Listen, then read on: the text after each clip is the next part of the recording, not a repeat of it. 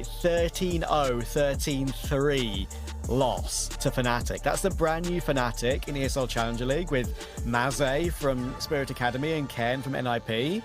Fnatic aren't all that yet, trust me. These two changes haven't just magically fixed this team by any stretch of the imagination. But they lost, as I said, 13-0, 13-3, and Kado got 6 kills in those two maps with a 0.24 rating. And look, as I said, he's not meant to be the guy that should carry his team over the line, but I don't know what side of the bed HOTU woke up on that day. It wasn't a good one, very clearly. It looks like they're having fun in the pre-game here, Matt, and laughing and joking between each other. Hopefully, the vibe is good today. It seemed like the vibes have been impeccable for Heroic since the inception of this team, Trav. As we are going to get underway. Susball already dispatched mizu, but there's quite a lot more where that came from with 2 players over towards the safe bomb side. Vushka going to play off of Norbert's contact, and Norbert's already found 2. This is going to just set Vushka up brilliantly, where you would imagine he should be good for at least a kill at a minimum. He's now been spotted. He'll catch someone with their nade out, but actually goes down empty-handed. Man advantage will persist here for the CT side, though. Look at the reface, though. They're pushing back in. They don't want to allow Heroic to plant, but that does give a kill to Crizzen. Oh, all right, then. Straight off the bat, Crizzen, who was such an important factor in that recent LAN victory in that grand final, top fragging his way to victory. 2 very, very quick taps to close it out. And HOTU tried to put pressure on, but it didn't work. Yeah, I mean, with that double kill here from Norbert, I thought, all right, this is probably going to be a HOTU's pistol, but Vushka going down without a kill certainly was a costly lack of a return. And they hadn't accounted for Crizzen being in towards the firebox here, so he just pops out and punishes. You're talking about the vibes, Trav, with Heroic lately, and I mean, honestly, I saw them recording some content while they were at that staked ranked event, and I haven't seen Brolin smile or laugh as much as he did in those few days in his entire time in MOUZ. Like, not in the entire tenure in MOUZ that I ever see him look so jovial. So that was a good look. I like that.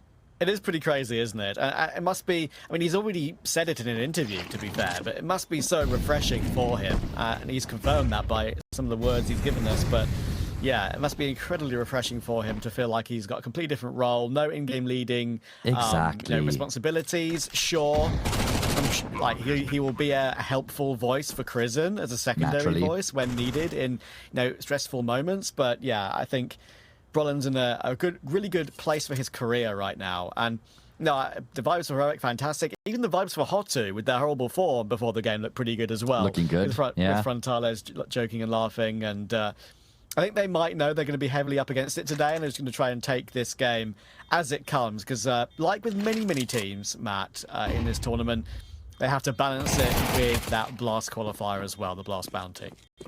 Yeah, exactly. So it'll be interesting to see how they juggle multiple different online tournaments, basically both qualifiers in their own respective regard. Even just talking about this Heroic team a bit more, Trav, I feel like they've been in a transitionary period for like, honestly, almost over a year at this point. You think about guys like Tania. From the departure of Tania, it was like Linus was on the team for a while. We had Youngster, who was in the team that was supposed to be benched, then just came back because Alcrin was having his problems. Then Grix was on the squad for like not even a month, I don't think. Yeah, there's just been a lot of chopping and changing. They've used like 11 different players in the past year. And then obviously they've gone from Tobers to Dotto as the coach as well. Now, I know we got a gun round here, but it's just something I wanted to put out there that I feel like this is now finally a team that they can look to settle on. I know, I couldn't agree more. And State of Flux is the perfect way to describe it for me, because they looked like a team that had that asterisk to them for all that time. And now finally they've got an actual AWPer in the AWPer role. They've got an incredible rifler in Brolin, who has been fantastic in all the teams he's played in pretty much in his career at some various points. Much needed experience as well. That too. And I just think it's going to be a great... They're going to be in a great place, I think, and I really hope they can improve over the course of this season. As I said, push up to maybe even a top 15 team. I don't think that's beyond the realms of possibility whatsoever. Crizzen already 2 kills, by the way, on the entry in this gun round. Kadeo gets 2, which is not bad from that position, but there's Nilo. And Nilo has been pretty up and down in his performances for Heroic. He was in and out of the roster for a while as well at the very beginning due to not being ready to play. More out than in at the beginning, yeah. Exactly. And he's growing as a person and growing as a player now. And that combination, I think, is going to be a real exciting one to keep an eye on. I remember we got to interview our friend Sneaky Beaky when he still worked for Heroic, and I brought up the question about Nilo, and that got him in some trouble. Sorry, Sneaky. Sorry, Heroic. Didn't mean to. Yeah, didn't mean to poke where I wasn't supposed to put my nose. But anyway, like you say, he was a bit up and down. I feel like he's now hitting that point of stability. 1.14 rating in the past 3 months. Now, I think it's about 40 maps he's played in that period. So it's not like it's a massive sample size, but he is supposed to be the star rifler on this team. Like that is just the objective fact, is that Nilo is supposed to assume that role of star rifler, Martinez a star AWPer, and that's where most of your power is going to be coming through from this Heroic team, is the two of them. Then you get some really good supporting cast, and like, you're telling me Brolin is your third best player? Is it Susp? Is it Kristen? You could almost like make a case for any of the three of them with how capable they are, that they're all in their rifling capacity as well. Yeah, completely agree. Do we have a possibility, producer, to see the ping difference, if there is much here between these two teams? We want to know like exactly where HOTU are playing. Whether it's all their own homes or if they're playing from certain locations. You can see they're not in a team house together. None of them are. So I would be curious to see if we have an opportunity to see that later on in the game. But yeah, so far Heroic are performing as we thought they would in the conversions. Very clean, good protocols. And now, straight off the rip, we have a saved AWP, of course, for Frontales. But Martinez has now got one of his own. AWP has been seen as well, flashed off the angles. It's very difficult for Frontales to hold on. He gets one on Susp. Actually, a second on Brolin. He's really fighting here, Frontales, and I don't really know how he's managed to get three. That is magical from that position. You should never even get one. What a brilliant return coming through from him here in such an important moment as well to get his team on the board. Kristen and Martinez are quaking and quivering as they secure the bomb and look to get it out of dodge. Martinez is going to hang around there. He wants to try and get a kill before completely disengaging, but nothing on offer. So they're going to have to head for the hills. Frontales has given his team more than just a way in here with that triple. Yeah, a good little boost up in the midst of that as well to get Norbert up into the smoke to grab one of the guns. He'll be able to shovel a MAC-10 out as well and swap it to an AK. He'll be realizing that Kristen and Martinez maybe are already committing to the save. So, really nice round for HOTU to win. That is the kind of situation, right, where they need to kickstart their game, even though they're only 3-0 behind and it's very, very early doors. It's one of those rounds which is really important to win on a half investment with a saved AWP. You can keep the AWP. Frontales has done his business as he so often does. He's been a player that's been on the lips of many in Tier 3 for a while, and now pushing up into Tier 2. And of course, as I said, M4 retrieved, AK2. It's a great position to be in going into the next round. It's seeing moments like that shock me, that they only got 3 rounds against Fnatic, because I'm like, those are the kinds of rounds you get out of Frontales almost at least once a map. So at least it's come to fruition a lot sooner here. Heroic certainly go for a gambly, risky approach there, right, by charging into the B bomb site against what they know is going to be a low buy. Making it very simple and direct and paying the ultimate price. Frontales just dropping anything that appears in his scope. HOTU on the board as a result. But there's got to be more where that came from. They're going to be looking to build themselves some momentum off the back of that previous success. I'm talking a little bit about Nilo as well. Of course, that's one of the main factors that added to the power of Heroic at stake ranked, right? That land going in their favor, winning the BO5 final 3-0. He was their highest rated player at that tournament with a 1.19 rating.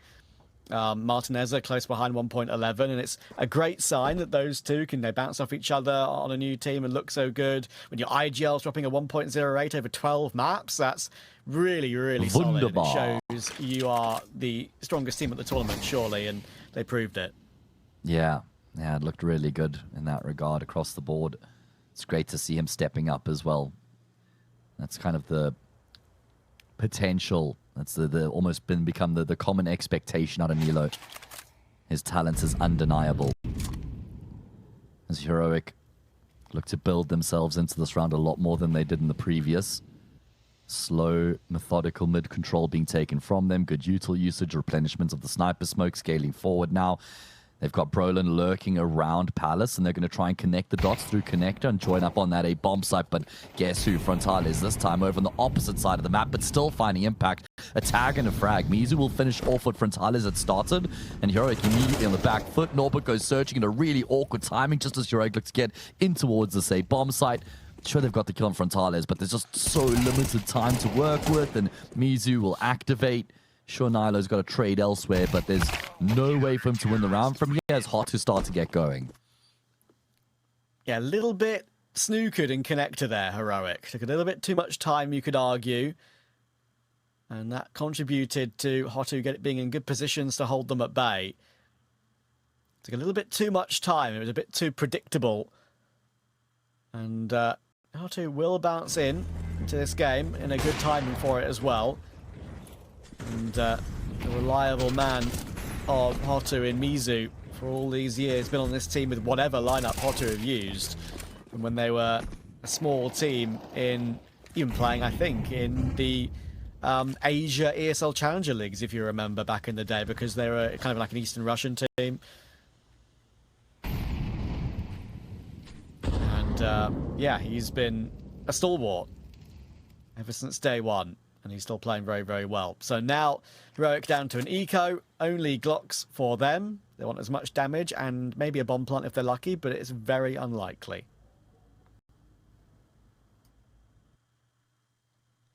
Yeah, that certainly would be a pipe dream, considering how they've invested absolutely nout into the round, and they've been mowed down. Cadio gets 4. I'll boost the numbers for him. Get some money in the bank, and HOTU have tied up the numbers at the top of the scoreboard at 3 apiece, and they've been pretty convincing in these 3 rounds that they've won as well. On Heroic's map pick, HOTU looking competitive here in the early stages.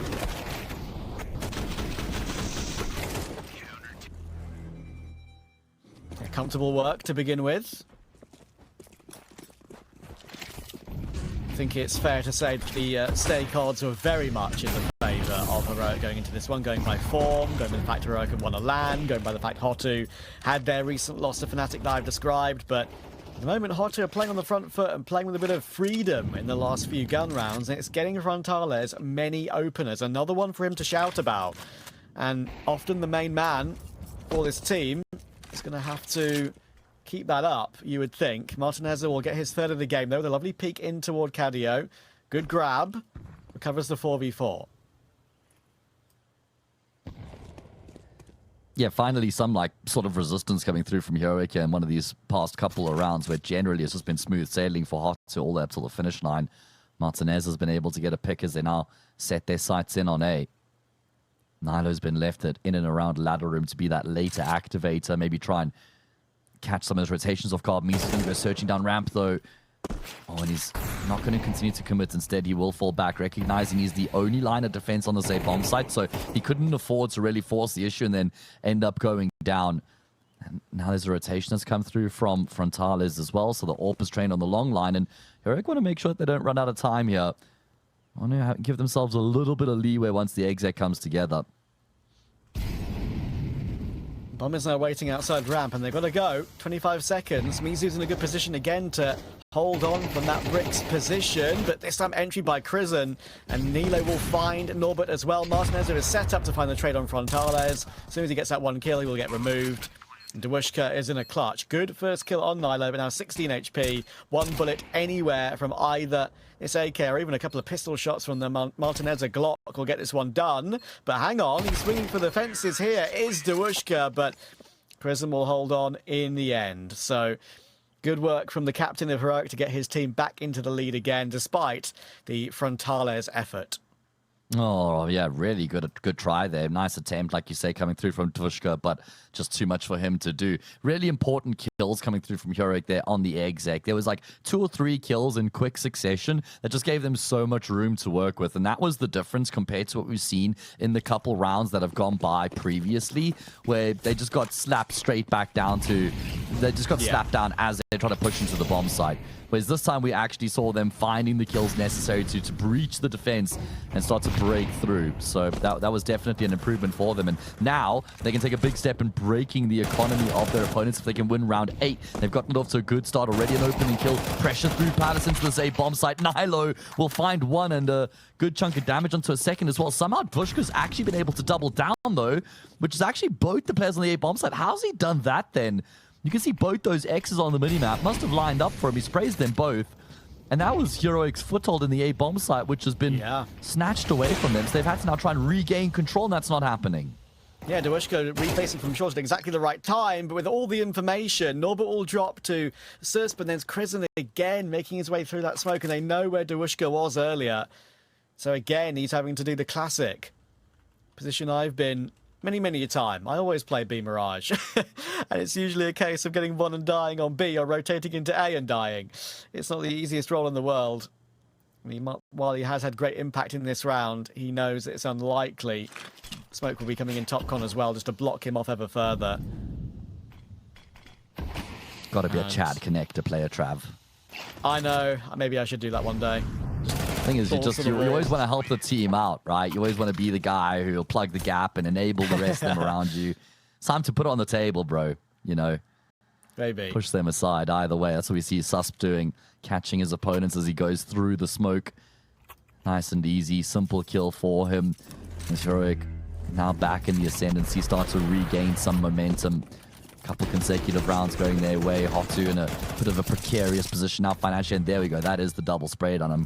Glad we actually got to catch up on the replay. Thank you, production. And HOTU indeed are going to have to save their money. So a prime opportunity here for Heroic to go ahead by 3. Yeah, they've wrestled control back again, haven't they?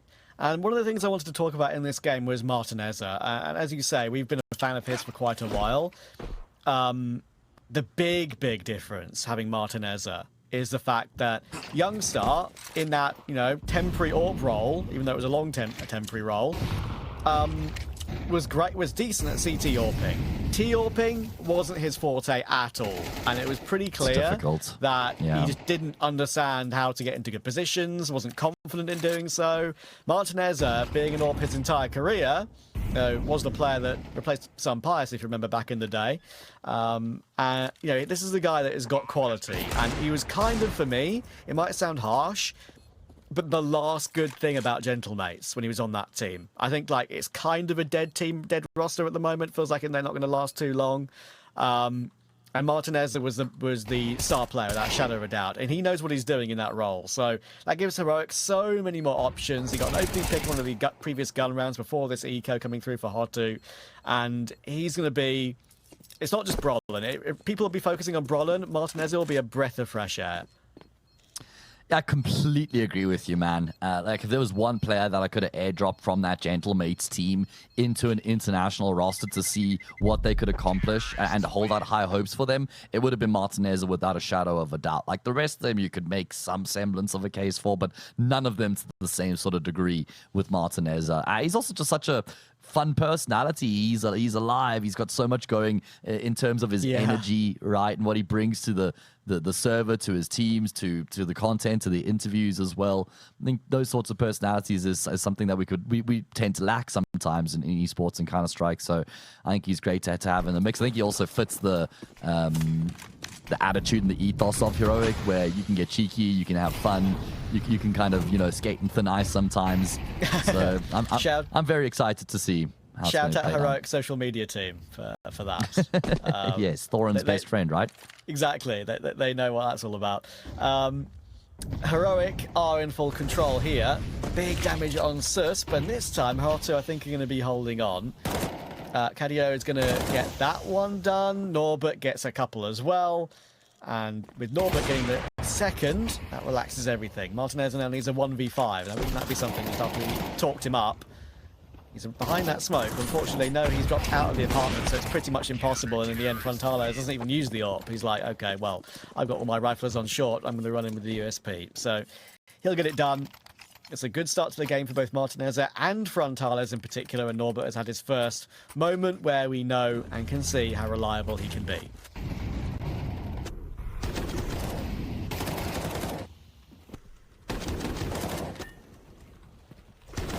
Yeah, looking very good in a much-needed round for HOTU. Again, just making sure that Heroic don't start to tear too far ahead. They started off with a streak of 3. HOTU were able to win a round back. Heroic, well, I say a round back, they get 3 of their own. Then Heroic go on another bit of a spree. And HOTU have been able to make sure that they don't tear too far ahead, at least for now. Heroic already with 6 on the T side of their map. Pick will be content with what they've been able to manage so far, but they would like more. At least one of these next 2. Make sure they get themselves a bit of a lead going into the second half.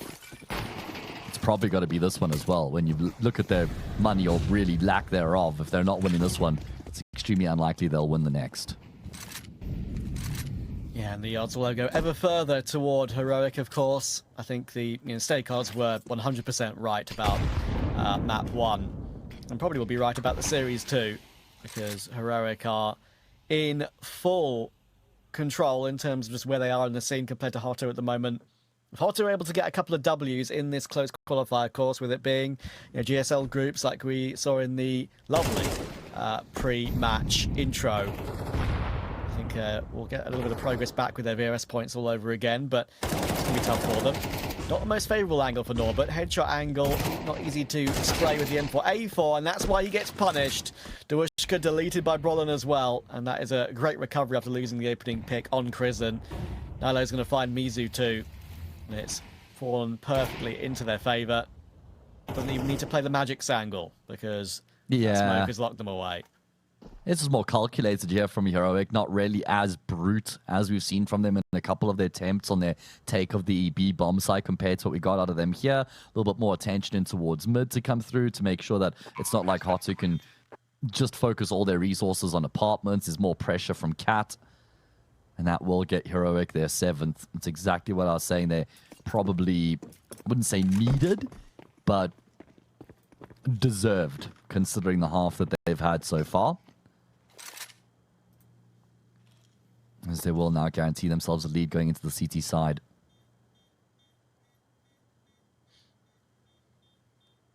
Also, just very interested to see how Dwushka is going to be performing at this level, Trav, considering that he's obviously applied most of his trade in Tier 3, Tier 4, like Tier 2.5 at a stretch. We know that Heroic, sure, they're ranked 28th in the world right now, and that was after their bump up of 10 placements from the event that they won. But they are like cut from a cloth of Tier 0.15 kind of players. So this is a big step up here for Dwushka, challenging one at that. Yeah, of course he came from the Virtus Pro project, the Academy project originally. That's where he first really cut his teeth in Tier 3. He played against some pretty high quality teams for that level of team back then. I think Bist is on the main team now, he was playing with at that time. So yeah, he was always pretty solid. Played with Something and Cuss-Me, the 2 players that we both remember. Oh yeah, absolutely. Sweatsy, another one of the players that was in the mix there as well. Yeah. In fact, I covered him yesterday, funnily enough, in their mixed team, in CC. Strong AWPer when he's on his game. He is. He is. But we've got 2 stronger ones here. I think it's fair to say that absolutely.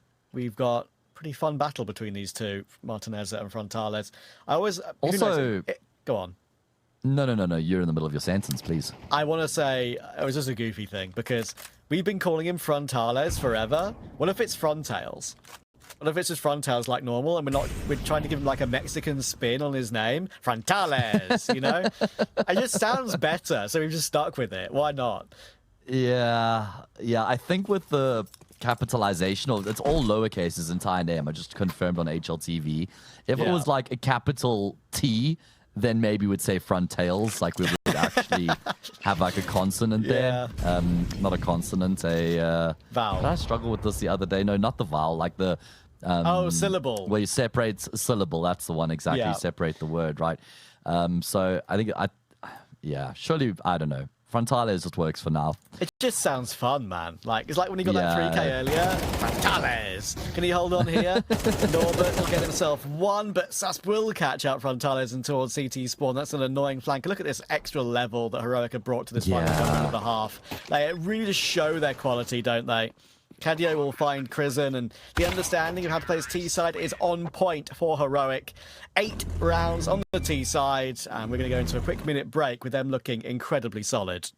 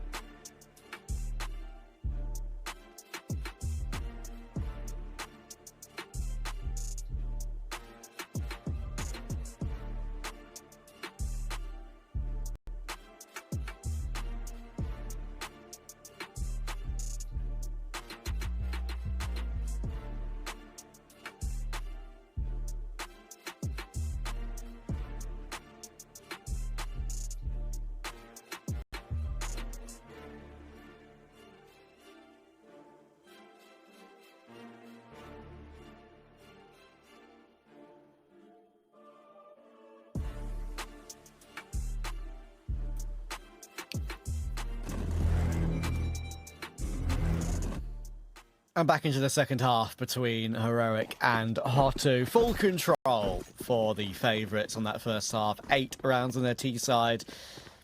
I'll swap to CT now, looking incredibly solid. And HOTU have to do quite a bit of work to overcome the disadvantage in the stake odds, that's for sure. They are a long shot in this map and in this series. Let's see if they can start well with the T-pistol at least. Cadio has the utility, the molly and the smoke. Frontales carrying the bomb at the moment, but that is all they have in terms of util, and they're going to use it now.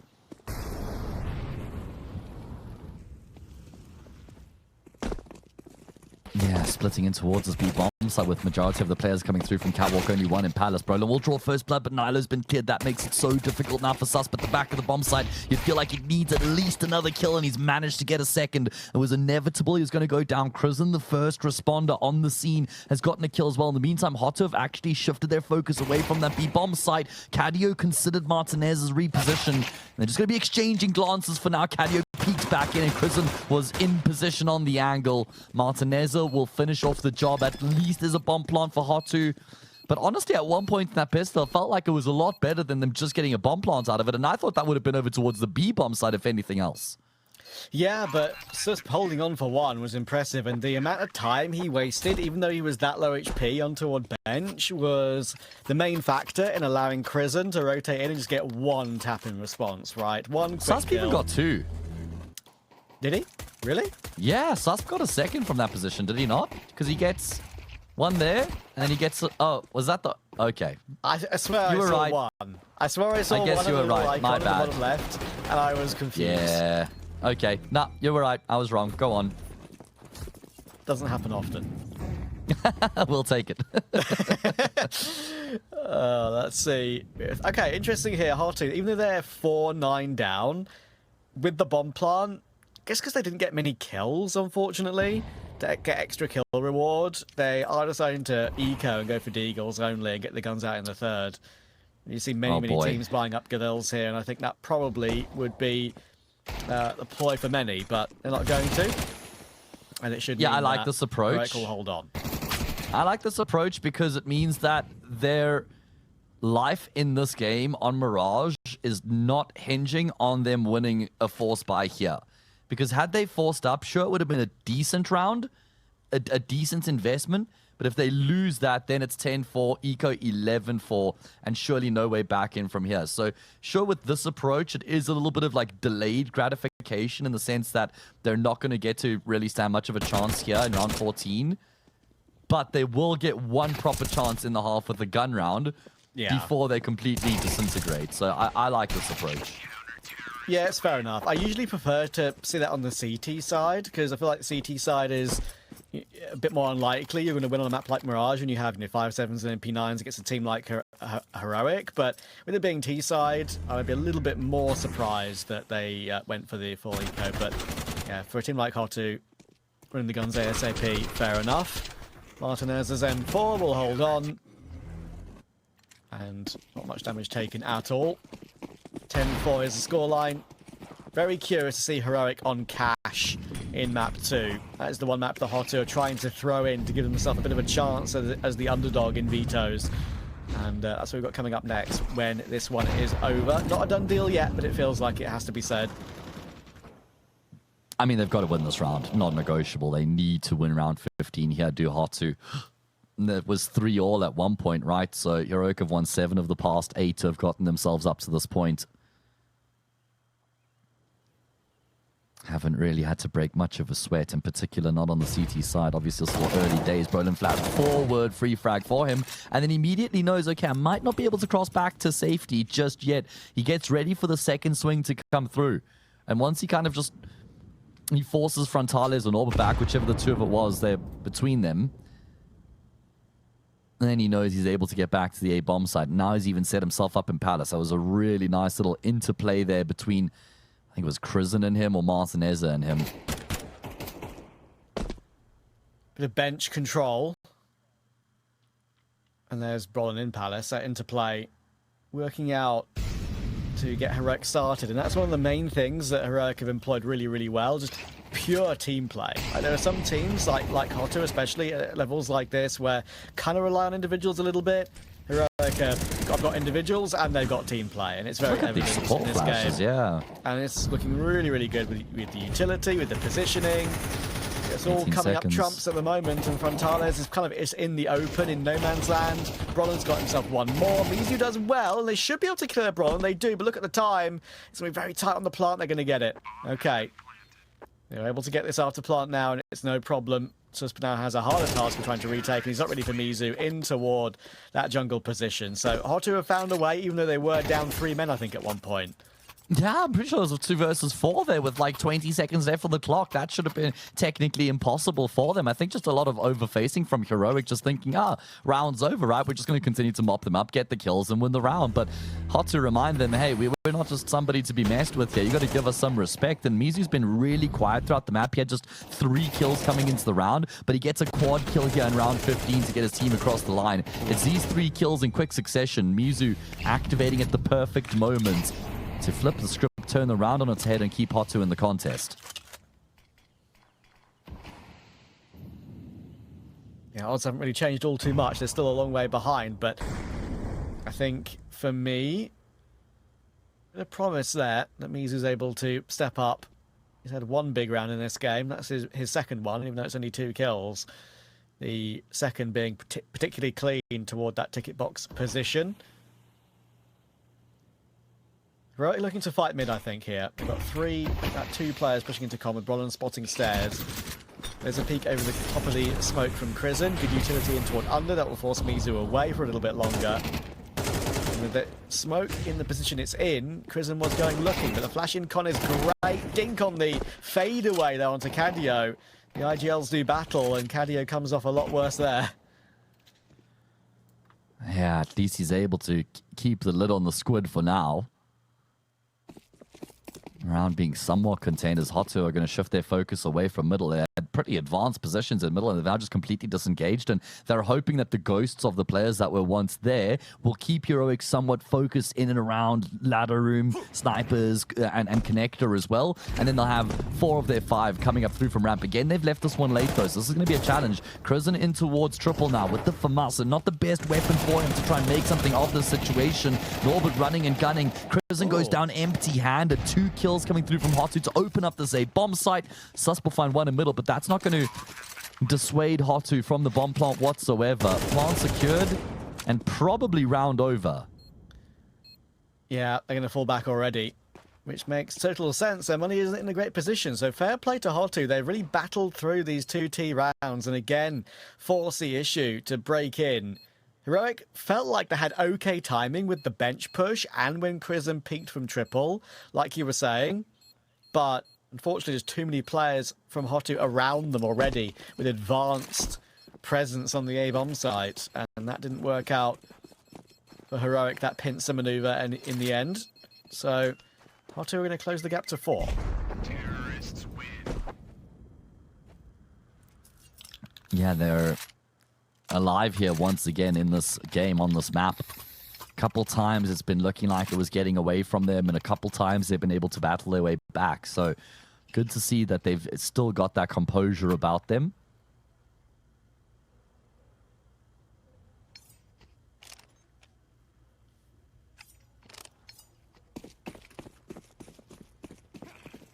What does the investment look like? Not great. Obviously, it was a couple weapons saved for Heroic in the previous, and we did see HOTU win an eco round with a saved AWP in the previous half. Problem is the AWP isn't in position to do anything about this big exec going in towards the bomb site brawl and not able to reach the AK. Oh, what that could have meant had he been able to scoop up the gun.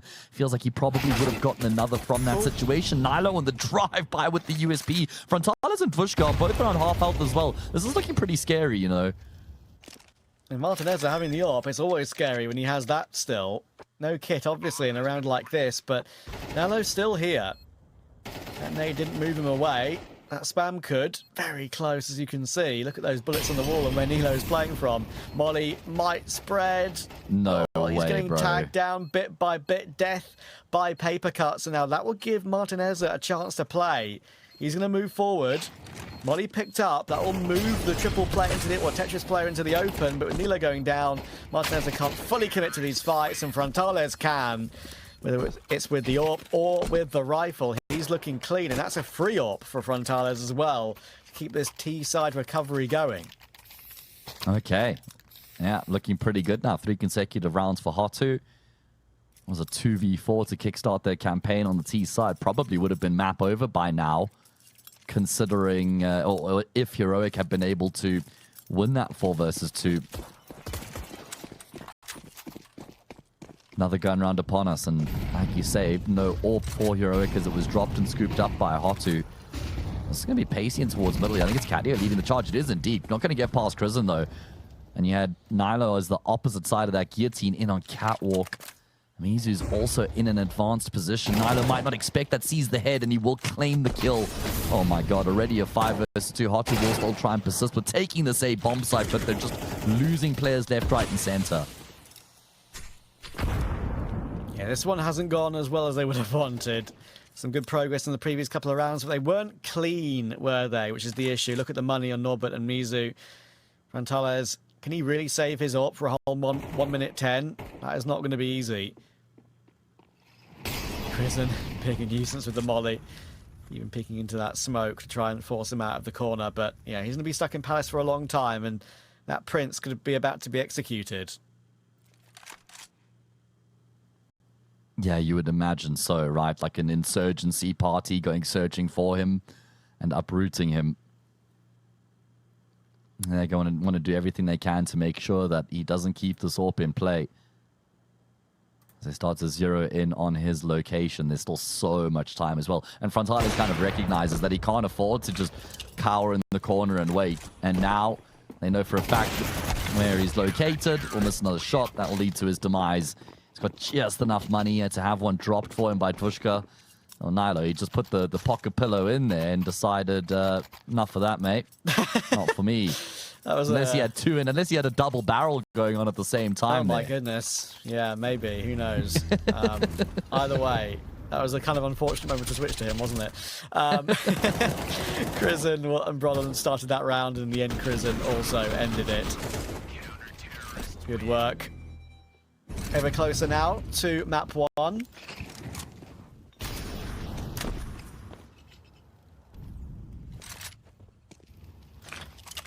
Yeah, and it's basically this round between the end of map 1 and HOTU staying in the game. Because if they lose this force by here, it's going to be even worse off in the following. Big surge in towards this B bomb site. Tech9 leading that charge. Has actually been able to make his way out of apartments as Norbert. Problem is the rest of his team have kind of gotten trapped in behind him. He will still find a way through though. Nilo's now the only player here. And it's not like there's any rotations anywhere near, but he will be able to hold the spray down. That's a very impressive spray coming through from Nilo. And that's just about surviving. Buying time for these rotations. Great shot out of Frontalis. He just plucks Brolin's head right off. Nilo on the reposition though with the spray. Can't finish him off. Comes exceptionally close, but it's now on Martinezza in the 1v2. He could use his pistol for both these two kills. Good flash in toward Does he know that, Martinez. though? Sets him up, but he's pulled a nade out. No bullets left for Frontalis, though, and that will spare Martinezza for now. Incendiary on default can be avoided. And now Martinezza's tagged down to 48. This makes this retake even more difficult. And with the fact his team still has a 4-round lead, I think backing away is going to be his plan. Shame. Unfortunate timing there, and unfortunate for Nilo in particular. I mean, he had his opportunity, he held on brilliantly, got 3 kills in the round, but it could have been more. And he'll be kicking himself because Frontales getting that clean tap going untraded is the main factor there. Mizu probably would have killed Nilo in the end, but then it would have given Martinez a way more of a shot in a 1v1, and one he would have definitely have gone for, obviously, rather than save. So, close, but no cigar. HOTU remain in the contest. It was impressive how they were kind of able to like stutter step their way into that B bomb site, because normally you see teams just ride that initial wave of momentum that they had all the way into the site itself and not kind of pump the brakes after one player makes his way out. He like paused in the smoke there. They just held off for a moment, and then we saw them continue with their push forward. Then we saw Norbert come through on the other end of the smoke. Kind of does everything he can from this position to hold it down as long as he can. You know, I think that jump from Frontales saved his life. I reckon if he doesn't just randomly jump on the front of site there when he's trying to avoid the bullets, I think that's probably a kill for Nilo, and it could be a totally different round. We could be seeing Heroic on 12. Who knows? That's for an alternate universe. What we do know is that this is 11-8. And HOTU are doing a very good job of keeping themselves in the contest for now. And probably a good time to remind everybody about the promotion that we have going on over the course of the qualifier over at Stake, our title partners. If you top your account up with $20 and you use the code STAR35, you will get $5 per day credited to your account. Nice. There you go.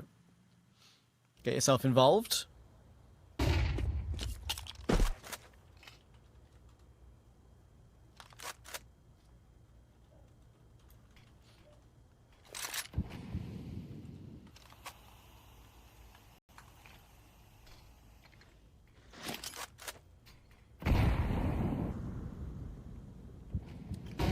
Already a man down in this round, though, Heroic. Incendiary into under to try and force Mizu in his position away, and that's when Crizzen faces it. Look at the reface in mid from Heroic as a trio.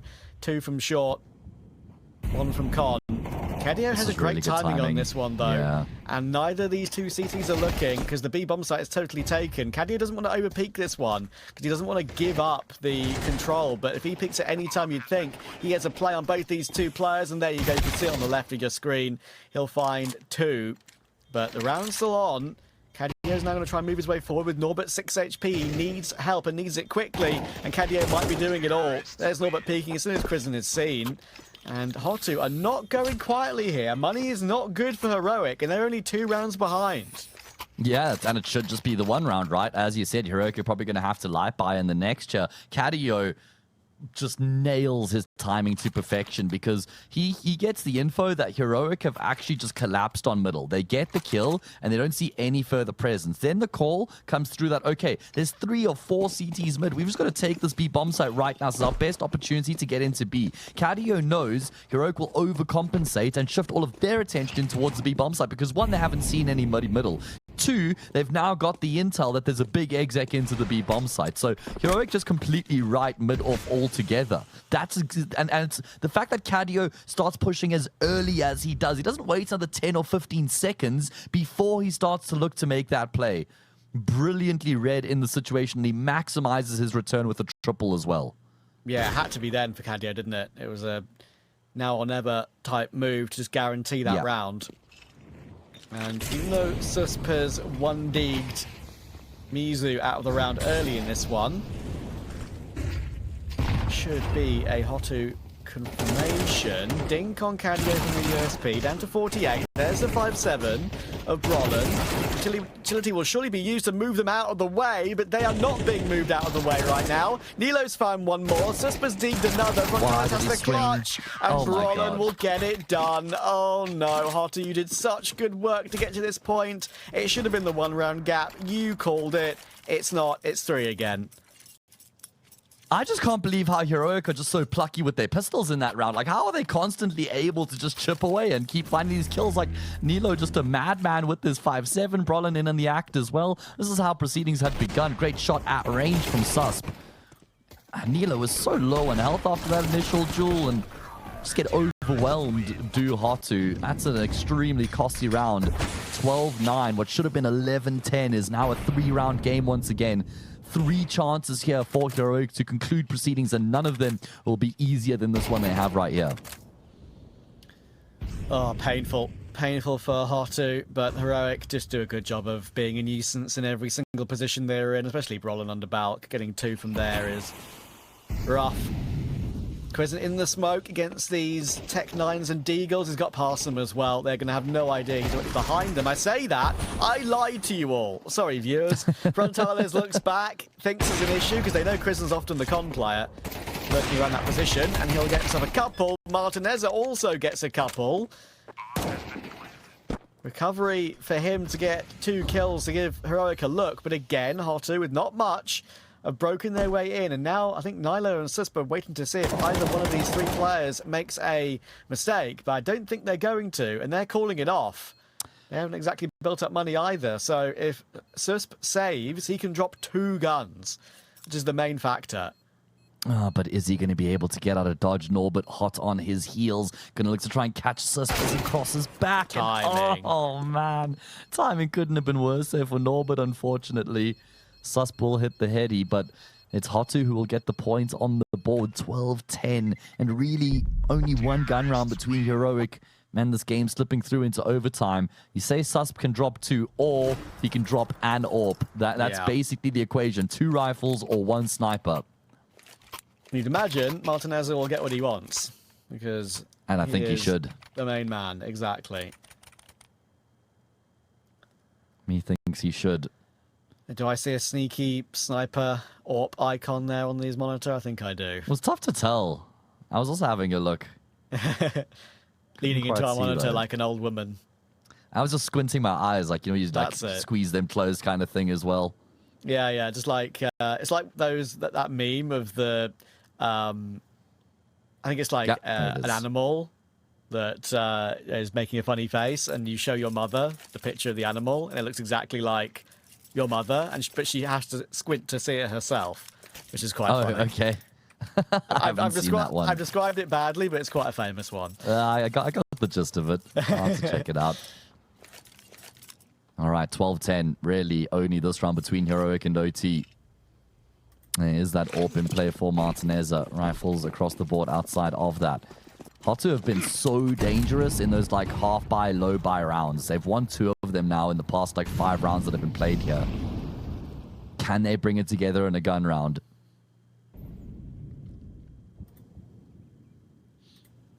Not nearly as much emphasis towards middle here from HOTU compared to what we've seen in the rounds gone by in this half. Say that. Yeah. mizu does eventually progress through lowers, Cadio top mid, so have got some presence. This is their normal default, though. Nade is going to hit that normal default, and Frontales has been brilliant in this game. Gets completely blindsided by Brolin. My word. That is a big threat of the round out. And Heroic don't have to worry about the Frontales up anymore. Crizzen does need to be careful. That smoke could be about to be played with. He's going to get it refreshed, and he does go 1-for-1. That's okay. It does put Brolin in a weird position where he has to play with Nilo in an awkward spot, but in the end it doesn't matter. They all pick off HOTU one by one, and the Heroic's map pick does go their way, 13-10. Thoroughly deserved. They were the better team throughout that one, despite a little bit of a comeback from HOTU. I think, they all pick off HOTU one by and 3D Max and Gentlemates as well, some tier 3 monsters like Nuclear Tigers and Nemesis. If they're able to get through this qualifier unbeaten, I would say that I would feel even better about them than I would if they hadn't played this qualifier at all and only won the one LAN. I think that just makes them so much more of a promised team to maybe play, at the very top level in tier 1 events again, like this one we're trying to qualify for here. Completely agree with you. Like I said earlier as well, it'd be a great way to start off the second season by already having locked in S-tier events into your calendar going into the second half of the year. As we go into the action here on Cash, of course, this is HOTU's pick. They've got a win here on this map to tie up the series. And they're going to be sending a lot of players boosted up and then straight over in towards middle. Brolin will just get run over by mizu. Much better start to the second map for mizu, and he's not done with just the 2 either. At range with the P250, he'll pluck Nilo out the round as well as HOTU just dominate this opening pistol. And Frontales, I think, knows Cispa's in the corner. Well, now they definitely know. There's no way out of that one. Invariably, you see the AWPer being given a P250 in the Kevlar on a pistol round, and that would be Frontales, but it seems like mizu's got a bit of level in his back pocket with it as well. He'll be about to find 4 as well. Crizzen trying to force him away. There's another peek coming through from range from Cadio, and in the end he'll save his teammate as mizu does hop around a little bit to make sure he stays alive. That is a beautiful start to their T side for HOTU on their map pick. Very curious to see what Heroic are going to bring on their CT side of Cash, a map they've barely touched since its inception. One that, hoping to see some good ideas in terms of aggression on that CT side, and especially when they get that AWP out on Martinez and where they put the anchor players in what roles, see if they've changed anything from that first game they played. But firstly, it's likely an eco or a force for HOTU to deal with. Yeah, first time they've had a lead here in the series. As they begin proceedings with a bang here on Cash. And there's already confirmation that it will be a force buy coming back for Heroic. Unsurprisingly, they were dangerous in their low buy rounds on Mirage. Yeah, that one in particular on the A-bomb site where they managed to finish it off is the one that really broke the HOTU comeback. Yeah, true. And that's something that HOTU are going to have to be a lot better at dealing with here coming into the second map to make sure they don't fall foul to the same sorts of struggles. Brief tech pause, hopefully not too long. Brolin is often giving us the evil eye, and I reckon the reason for that is he's got his camera on top of his second monitor, which is totally fair enough. That's exactly what I was thinking as well, man. I was like, I hope he's just checking himself every now and again, isn't he? Precisely the same vibe that I got from that. We know what that feels like as casters who are on camera all the time. Yeah, and maybe not something Brolin's so used to, Trav. When last was he playing in online qualifiers? I mean, that's a very good point, to be fair. I mean, he would have played in the Blast Bounties of the world, that's for sure, which is, technically online stages of those tournaments. But there are a few players at this point that would have not really touched online competition for quite a while. You can see that, having a good laugh about things during the tech pause, which is great. I think Aurora is a great example of that. I mean, I have to look back when the last time, if you exclude the bounties of the world, when Xantares, Walczaki and Wakadia would have played an online event. I'll look back at that now, actually, out of pure curiosity, because I want to know. Yeah, I mean, there was obviously some online stages for ESL Pro League as well that they could have been at. That'll be another one for sure, yeah. That's all that really comes to my mind, along with, like you said, the Blast Bounty. Either way, while you do that digging, I'm going to have a look in on the round as HOTU set themselves up for a big burst into the speed bomb site. All 5 players in towards the side of the map. And there's going to be a barrage of utility in on this B-bomb side. Oh, good luck, Sus. You're not going to have fun, mate. He's going to preemptively drop the smoke, give himself a bit of room to work with, just narrowly misses out on that opening kill attempt there. Bullet just whistles past his opponent's head, and you'd imagine he's now going to go down empty-handed. That is brave from Norbert to just phase through the smoke. He'll get the kill on Susp, and that will immediately signal the end of the round. You are absolutely right, by the way. In the last year, it is pretty much only Pro League Online stages and Bounty. So, a bit of a difference for some of these players, of course, in this tournament. Playing a proper online qualifier like this for such an important event too. And that's kind of, the thought process of many different teams.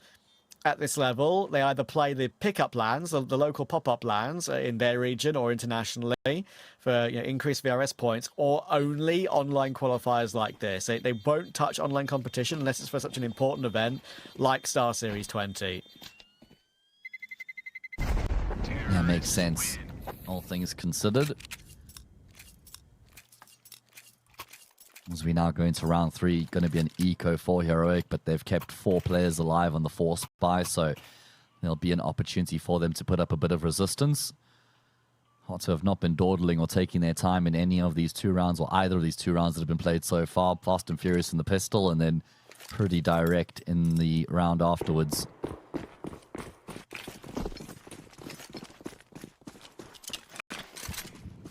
Tyler is keeping the Julies in play here. A bit of a brave decision, knowing that it was a 4 spy in the previous and that they'll be playing against armored opponents here.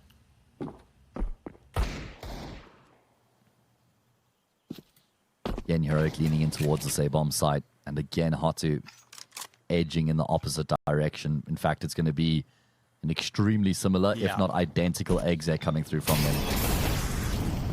Yep, so playing in checkers. Hard to break through from there. He's trying to maybe bait in a peek coming from vent, but the issue is if you play in checkers and you're either alone or in that position exactly, we saw Susp, if it's against a full buy and their HE is available, it's either a molly or a double stacked HE flying into your position, and there's no way that you're able to get out, I'm afraid. But a few smiles from Heroic still, even at this moment when they're about to lose the round. I think they know that they're still confident in themselves once the guns are drawn. HOTU will be getting their 3-0 start. Yeah, Heroic are going to look to inflict some extra damage here at the end of the round. I'll say some extra, just some damage at all would be welcomed, or any damage considering that they've only gotten, what? They actually haven't gotten a kill yet here on the map. Ducks across the board. Can Crizzen add to the tally? No, he cannot. Nilo and Martinez are very well made, though. Still lurking in these backlines. HOTU going to do well to avoid them as they're going towards what once was the toxic barrels. Sunroom, an appropriate name as well, or call. Yeah, and obviously right in that corner where you wouldn't have survived to the old style bomb explosion, but now you do, because you've got a few walls in the way to protect you. There was also another update last night where they changed how smokes and mollies behave when the new bomb explosion goes off, and pretty cool, I can't lie. The smokes being dissipated perfectly by the bomb explosion as it goes, filing through the map, and mollies get put out as well, so that could cause some fun moments. Like the shockwave. Yeah, pretty much, I like that. Pretty much. That is a cool aspect of it. All right, first gun round. HOTU continues to just play their numbers-based, grouped-up approach. This is what we've seen from them throughout the early stages of this T side so far, and towards the A-bomb side they go. Looks like there's going to be a counter boost in middle here from the CT side. It used to be very popular on the old cache. We haven't seen it much in the new one, at least on the games I've been casting. Nilo one and done. Might not expect Martinez here as well. He should get overwhelmed, and he does. Good trade coming through from Mizu. In the meantime, Crizzen, who has been boosted up, has actually been able to come through the backlines in A main, and that means Mizu and Norbert now very disconnected. Roland will win his duel, and Mizu goes down as well. Crizzen making a lot of moves in that round there with the MP9. Gets a good couple kills, and Heroic find themselves a point on the board. I think it was always that way, even when it was last back in the pool back in 2019, and it's something that I always like to look at when a new map comes into the pool that used to be in the pool. There's only a select few players on the server here today that would have played it back then. I would imagine Roland, Norbert, maybe a couple of others. For me, it's playing around those spokes on the A-bomb site. I've been seeing a lot of that in the games I've been watching of Cash being added to the pool. If you could just be a nuisance and be undetected around those smokes, it can be really awkward for a T side to recover, as long as your CT teammates don't overpeak, obviously. So, yeah, I think that's a great example of Chrism being able to put it into practice there. But he is down immediately at the start of the following round, but so is Norbert. Put down by Nilo around that barrel position under heaven. HOTU still in a pretty dangerous position, though, with the split coming through middle. Frontales on the long line with that AWP-trained inner Martineza. Doesn't even need the effect of the molly to come into play there. For him to find the frag on his opposite number, Brolin will go one and done. And it's impossible for Suspia in this 1 versus 3. I don't think that they know for a fact where he is, but doesn't matter. HOTU going to bounce back and win the round immediately after having lost their first. They don't know where the brake pedal is here on Cash at the moment. This is just all in feast or famine for HOTU, and for the moment, they're eating good.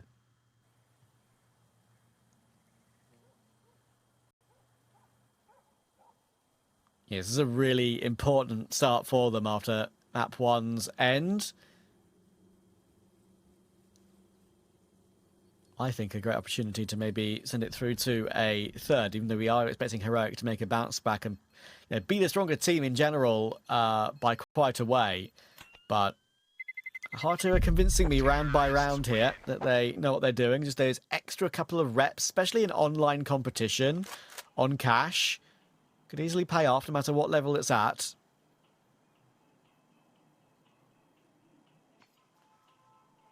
Yeah, it's a good test here for Heroic. Certainly not the start that they would have hoped for. HOTU off to a flaming hot start here. What is the money going to look like here for Heroic as well? I mean, maybe just enough to justify the investment with Susp surviving. HOTU will be elated with how they've been able to begin proceedings here on their map pick. Like you say, trending in the direction. Still early days, but trending in a direction of that decider, which will be Dust2. You'd certainly lean in towards Heroic, but as we've seen throughout the series so far, nothing is a given.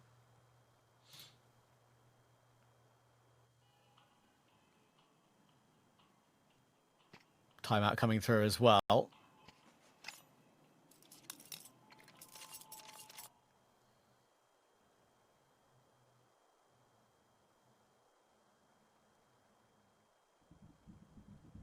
It's very curious for the team that is always a supposed favourite, is in like kind of the fact of how do you solve a map like Cash midway through? Because in general, at its base level, we've always known it. Not much has changed other than the looks since the 2019 version now. Obviously, we had that sort of period where we had that greeny Cash along with the window and connector and all the above. But compare this map to the 2019 Cash, pretty much the same, the one that was played in competition.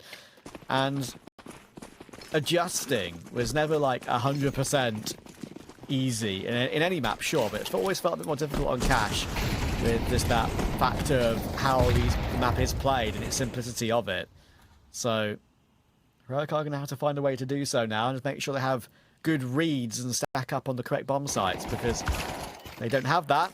Well, nice. I was about to say if they don't have that, it could be in a bit of an awkward position for them, but that read couldn't be better from Sus, but plain spam on Frontales.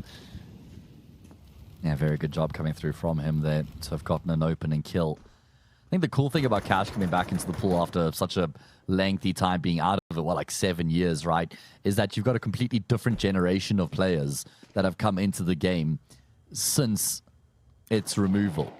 And so a lot of players won't be immediately clicking back into the way that it was once played, like Overpass, for example, or Anubis, or I guess Train to less of a degree. But it does get me excited to see what the newer generation is going to bring to the table and some of the micro or macro evolutions we can see within the map as a result. Yeah, absolutely. I mean, the two players I used as an example, before Heroic played it in Stake Ranked, Brolin wouldn't have played Cash since Fnatic in 2019, and Norbert wouldn't have played it since Windstrike in 2019. And that's, you know, pre-major run for our good old Norby. Oh, but Martineza didn't catch it, unfortunately, but he's going to find a twofer.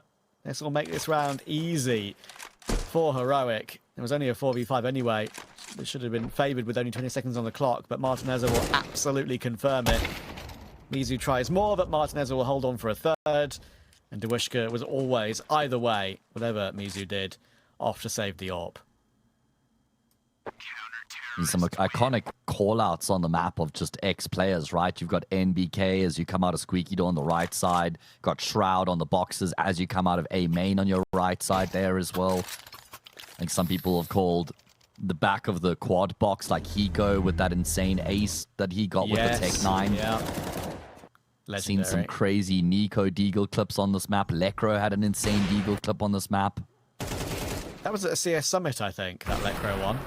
Remember correctly. I remember the commentators, you know, in the chill vibe, going absolutely nuts at that clutch. It was crazy. Sounds about right.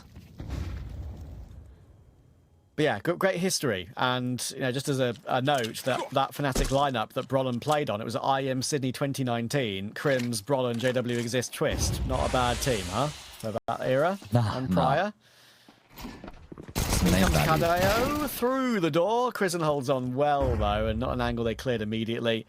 Dewushka will follow suit, and that means the progress that mizu, Frontales, and Norbert can make with their guns is probably not as they would have wanted on a timing. Look at how they pick that together. Krisen just waits for Nilo to get into position.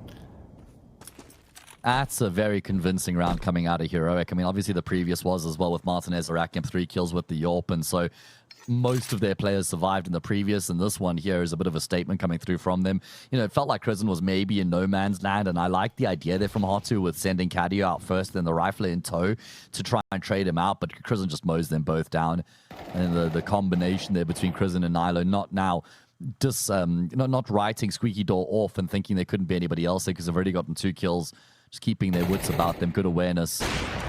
Krisen will go down, but Martinez will find the trade immediately afterwards. It's now only Frontales left, and he's just so good at taking those jewels on angles.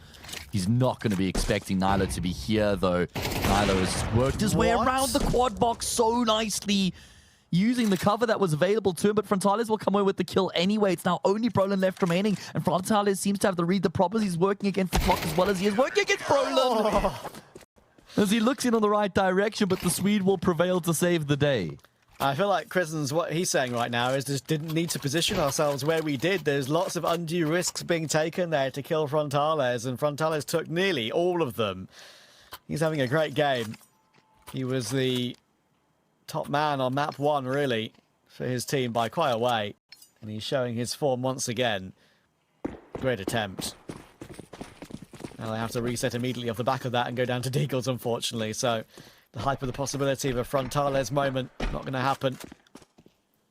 The Deags now have to hit some crazy shots. And that is one of them. Brollan holds a very, very tight line. Norbert has half a head to aim at, and he hits it. Good way to start the round. At least Martinez will bring it back into a 4v4, but this isn't just about getting the points on the board for Heroic. This is about building up some financial stability. Stability they should have had based on the previous 2 rounds they won. But Frontales with a bit of a masterclass. Oh, was Norbert spotted there? That is a curious question, and I don't think he was seen. No, certainly not. Just going to work his way around the bomb site, catches us completely off guard. And that goes a long way in opening up this B bomb site. Man advantage in play, 2 rifles recovered. This is a bit scary. It's more than a bit. I mean, I'm not even sure they're close enough to give this a go. Oh, a dink taken as well there. I mean, that was a clean kill. Maybe they still go for it. The fact it's not, I think they're playing to contain. Absolutely. They are playing to contain. Oh, dear. That's one that got away. You can tell that Heroic aren't exactly perfectly versed on cash yet in some of their setups and mistakes they're making. And that's a great punish from HOTU. Started off by Norbert, and you know, during this round I was about to point out his history on the map as well, before they somehow won it out of nowhere. I will mention it now because it's kind of fun. I mentioned he was on Windstrike when he last played the map in 2019. And the teams he played against back then and the team he was with, definitely, you know, fun reads. It was the old Quantum Bellator Fire Core with Boomich, Kvik, World Edit, Waylander. Would have played against teams like a Vanguard when it was Jane, Buster, Fitch and Kicker. Also had a game against an older version of Team Spirit before they were even relevant, with Davkos and SDY and Dima and Sotfik, now the assistant/main coach for the main team today. So, yeah, those 7 years changed a lot of things in CS, that's for sure. Exactly, that's what gets me excited about the reintroduction here. Reskinned, nothing really different about the way that the map plays. At least in terms of the architecture from what we once had and what we got now. Oh, I suppose it might get peaked from the boost. I think there was some support being provided by Nilo as we just see some damage being traded through the wall, but nothing significant. As HOTU will start to gravitate in towards his B-bomb side. Brolin's in the vent. He's been putting himself in this position a couple times throughout the half already. We haven't really seen him actually get a whole lot of value from this position just yet, though. And Susper's had quite a tough time, as it tends to be here in the back of the B-bomb side, with Lethal barreling in on him again. Blinded, mollied, has to drop his own smoke to give himself some room to play with. Can he get at least a kill from this position? He can, but the problem is his first responders have gone down empty-handed. Brolin's been hurt as he's dropped down. Still sharp as ever, though. Able to cut down Cadio, but the site's in control of this T side. Brolin realizing he needed to activate quick, because if he didn't, it would be a bit too late. And it might still be a bit too late, because mizu has bided his time to find him nicely, and Norbert has found one more as well. Martinez are missing the kill on the cross as two, just to compound the pain. Flash on the angle, he's looking to try and flick up and take a fight on the side, but mizu will push forward. And HOTU have at least a tie on the half, and I'm expecting it to be a whole lot more than that with the money on Heroic. Oh, yeah. Great position for HOTU at the moment, and they are, I think, realizing that abusing SUSP on B is working very, very well. Yeah, they've really got their eggs down as well, don't they? Very good utility usage. I mean, the flashes have been on point. They're just carpet bombing that B-bomb site with mollies as well, making it almost impossible for him. And then they're not completely tunnel visioning in on dealing with that B-bomb side anchor. They're still always present-minded about those rotations coming through. And on this occasion is when they get the kill in the Heaven play before they've even dealt with the B anchor. So this is looking very good for HOTU so far here on their map pick. mizu is delivering. Clean. I mean, I've been a big fan of his for a while. Honestly, thought that he could be a name that we see stepping up into some more known quantities in terms of some other organizations and maybe playing with some quote-unquote better and more experienced and established players. But this is a bit quiet to Mirage. Certainly not the case here on Cash, so... Yeah, he's one of those names where you would look at how he's played on HOTU for, what is it, as I said, nearly, I think, over 4 years now. He does get one, and Dawishka look surprised and confused about where that came from. As did Cadio. And there are more CTs on site, so I'll give this one its fair comment first, but there's Norby. You can always trust in Mr. Norby, can't you? What a guy. He's going to push forward, 34 HP, take a bit of space still. Frontales waiting with the bomb, doesn't need to overpeak at all. 5-7 could activate. All the good dance from Nilo works out for 2. And again, it's the 5-7s like you mentioned. Frontales is having to move away. This will be very much heard. Thankfully, mizu's flanking event works out well. And there is time to herd that bomb all the way through to the A bomb site. Can Nilo, with that AK picked up, avoid mizu in any way and take a duel somewhere? It's very unlikely. And yes, more damage done. He looks at it, to be fair. But the bomb will go down in time. And HOTU should find their 7th. Nilo is 3 points of health.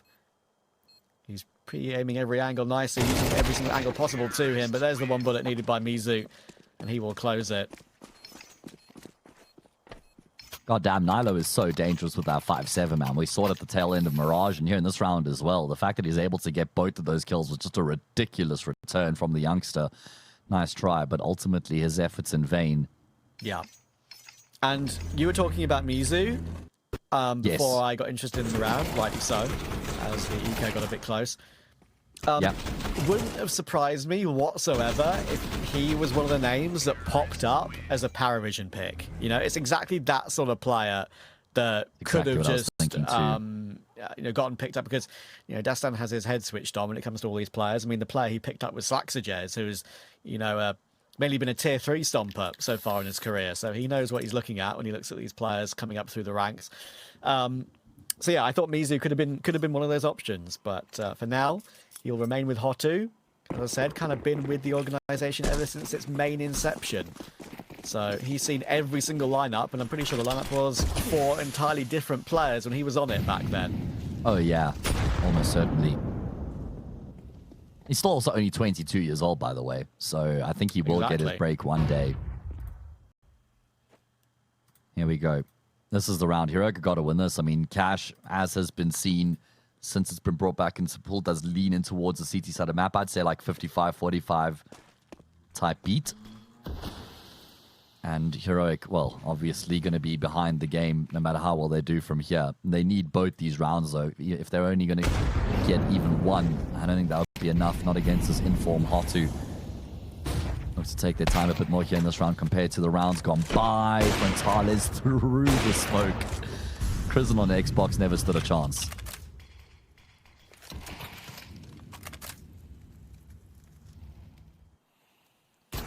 Move through here from Sus, but he's been seen. He really wanted that AK, and there was a gamble with where that smoke was positioned, and now he's kind of, I was going to say stuck, but he's got away.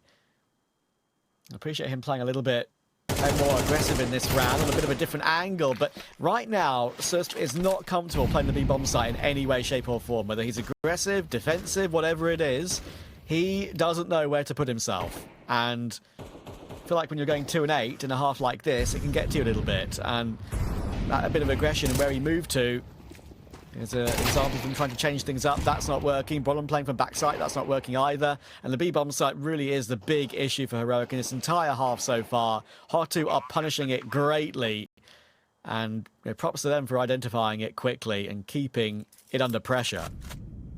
I actually think I've just been sat here while you've been talking, thinking, what is the most executable bomb site in all of Counter-Strike? And there's a couple out there, but honestly, I think that the B bomb site on Cash must be one of the most executable bomb sites in terms of very easy lineups for utility that are massively impactful and valuable. So 2 mollies basically mollies off the entire platform of the bomb site. 2 smokes circumvents any rotations through heaven or through CT. And then 1 more molly and checkers, a couple flashes over the top. Like, what are you even supposed to do as a B anchor?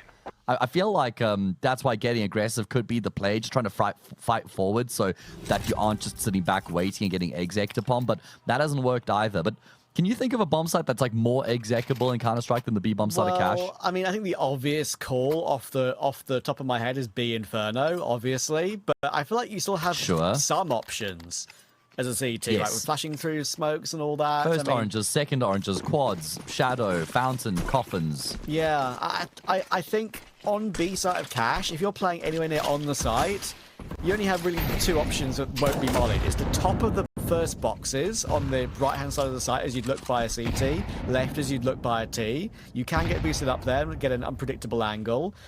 Or you can have a layer of having 1 player in checkers, 1 player back checkers, and 1 player side. But that then, of course, takes 3 members to hold on to it as a whole. And you don't really have much info playing those positions. So, yeah. I don't think you're far off on that, honestly. They're trying a counter boost to try something at the end of this half, and mizu waiting for it with ease. I feel like HOTU have been really plotting this Cash. You know, they've been playing against genuinely tier 4 opponents. Wouldn't even give those names tier 3, to be fair. Me neither. They are looking very, very good. And Heroic, it's not because they're playing bad individually all of a sudden. They're just getting outmaneuvered on the map because they haven't got experience on Cash yet with this 5. Only 1 game on LAN. And online is a totally different environment for them to play it on. Yeah. And like I'd speculated as well, just the time that they have had as a team would have been catching Brolin and Martinez up to speed and kind of integrating them into the team, seeing what they like to do, how they want to play. Nilo will get overwhelmed. I mean, sure, there's a kill from Martinez, but that compromises his position in A main. He's trying to force the issue so as to not allow them to cross back into the bomb site. And on extremely low health, he's been able to actually find 2 more kills, and he can't even clock out. That's crazy. This position for mizu, you would imagine, would be good enough to finish off the job, and he does indeed. 9-3. The halftime scoreline there from HOTU in the ascendancy and in pole position to force a decider.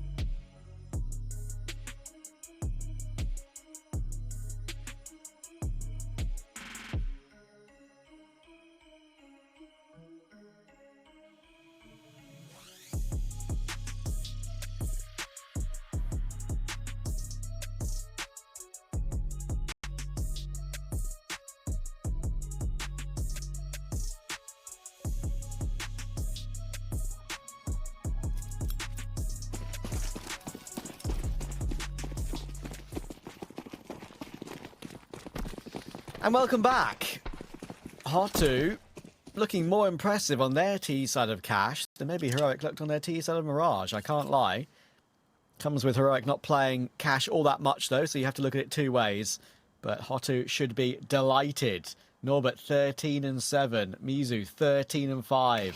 That duo doing incredible work, and now Heroic so it's got abused on the B side of the map. They want to try and now push through for themselves. Norbert will go down. Cuddy only finds one, and that should lead to a plant. Yeah, Susper's like, guys, I swear to God, we've just got to go B and we'll win the round. It's that simple. Trust me, that bomb site's impossible to hold. And who better to know than him with the experience he's just had in the past 12 rounds? Job's not done just yet, though. HOTU without a kit, as we can see on the graphic of the HUD at the top of the screen there. No kits. And that could prove to be a problem. mizu will get one back with this. Julie's rattling off the shots. A second frag found. Time is a problem right now. Time is of the essence. Frontalis doesn't have much health, but mizu continues to make moves. Eventually he'll go down. Frontalis will hit a clean headshot, but Prison now knows there's no need to face here whatsoever until the job is guaranteed. He'll get that last kill. And Heroic have maybe only just kept themselves in the hunt by winning that pistol. Yeah, I think Frontales is so dangerous today. I mean, we came into the game, we called his name before the first round was played. And we were like, okay, come on. Frontales, if he plays well today, and a couple of riflers like Norbert and mizu are on form, then we can absolutely see a close game, especially as it's online, even though HOTU's on poor form. Maybe they just hid all their level against Fnatic in that grand final. I'm joking, obviously. You're not going to hide your level and lose 13-0, 13-3. But still, Probably not. It feels like a turn up for the books purely because of that result. Even them finding one map here. Anyway, Heroic do find the pistol and confirm it. Frontales, even though he was looking dangerous, only finding that one tap. Milo worried about that door. It's a good position to play, though, because you don't know a player's behind that door at all. You're more going to be looking at MBK and Quad with all the mollies up than directly behind that squeaky door. And there you go. Looks out for one kill. Almost a second. The trade is instant. Fair play. But in the end, Dawishka will go down to a ghost, apparently.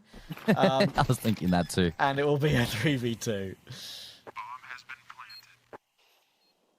Yeah, good exec, solid work there from Heroic, because that one was not without its challenges, but able to find the kills necessary to breach into the safe bomb site. Norbert Kincadio now going to actually feel this one out here.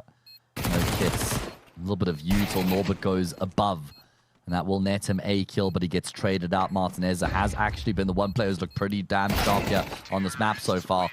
And Prison will seal the fate. So, long way back here for Heroic, but they have begun trending in the right direction.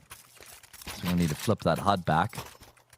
Heroic would love it to be 9-5 on map 2 here with them being up 1-0 in the series. Thank you, DJ. Daniel is our disc jockey for the day, Trav. I was going to say, is that like his initials, or are you just calling him a DJ? No, just a DJ. Just spin that thing, DJ. There you go.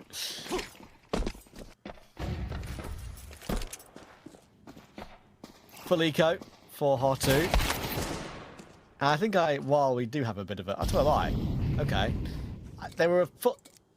Make your decision, boys. Come on. We're still in spawn. It's 1 minute 30. You've chosen full eco. You've chosen full force, and you've gone back to full eco again. I'm trying to make a point, bros. Come on now. I completely forgot my point due to that now. HOTU? Oh, come on, guys. Wow. Yeah, you should invoice them. Was it something to do with DJs, maybe? Spin that thing, DJ. Does that bring back any... Oh, God. Take your time. I will. I'll keep an eye on the round here. Okay, I remember. I remember. Sick, I was going go. to say just a bit of time, and it does come back to you. First day on the broadcast, shout out to StarLadder, because I'm enjoying the graphics, especially post-map. I'm enjoying the production, enjoying the intro. Everything is very, very smooth.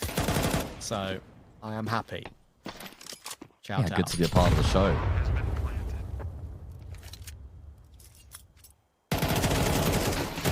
Very important qualifier as well. 2 spots up for grabs at the StarLadder StarSeries Fall 2026 event later on this year. Yeah, I don't think we've got a location 100% confirmed yet, but what we can tell you is that we're going to have some great teams there. Vitality, Mouse, Furia, and Na'Vi. And with kind of the calendar being a little bit more barren post-Cologne, because Cologne was, of course, a little bit earlier this year due to it being a major. With no Cologne kind of post-player break or different time of the year. I think Star Series 20 could prove to be one of the bigger events in the second half of the year, for sure. And, of course, it's a milestone number for the Star Series brand and circuit. And a massive opportunity for the teams in this qualifier as well to rub shoulders with those aforementioned four teams that you read out there earlier, right? What was it? Vitality, did you say Mouse, Fury, and Na'Vi, if I'm not mistaken? Vitality, Mouse, Fury, and Na'Vi, yeah. Yeah, so it'll be a really big opportunity here for 2 teams to qualify from the European qualifier. Then we have a South American and a North American qualifier running as well to populate the other 4 spots in the tournament. I think I would say NRG, very, very heavy favourites for that NA qualifier. South America, a bit more wide open. You've got MIBR, Imperial, Fluxo, Bestia, Shinden in online competition. You know, Shinden can punch up, Bestia can punch up. Should be fun. See which ways. It shouldn't be anybody other than NRG, like you say there, for sure, yeah. Yeah. I think it's... I think... very curious to see how South America goes, because I think that's pretty wide open. One's super open-ended, yeah. Brolin is far forward as well. Yes. ABCT side, struggling a little bit more. Good kill back from Cadio in the vent. He knows all about that, but Norbert's still on the site doing a good job. Grabs Brolin. I can play behind the smoke, and this is what you can do if the site isn't littered with mollies. You can play these goofy angles. You can be unpredictable. It's not a bad position to play from. Will he be seen at any point? The answer is no. Crimson goes down. That nade will break that smoke, but Norbert will not be over-peaking this one because look at the time on the clock. 8 seconds for Heroic to break in. There's no chance they're getting that plant down. They're not even going to get a chance to get that bomb onto the site proper.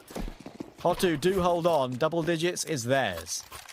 Yeah, not really much of an exec there from Heroic either. Just getting frustrated by the player in the vent. Norbert doing a really good job of not over-facing on the bomb side either. Preemptively dropping that smoke grenade, especially when there's so little time left on the clock. Heroic don't really have the opportunity, or the option, rather, should I say, of delaying and waiting for that smoke to fade. They've just got to push into it.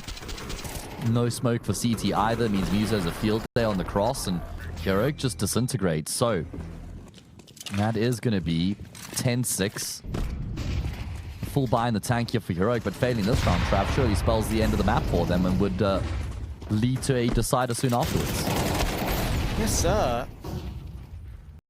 This is very, very comfortable, it feels like, all of a sudden. There's Cadio in the vent again, not being looked at properly by Sus. Bit of a nightmare map for Susp, I'm afraid. Being completely abused on B. That's a lovely entry from Nilo, though. Frontales deleted. Clean entry. He's playing headshot angle in response, but the smoke on the highway will keep that duel a bit more prolonged.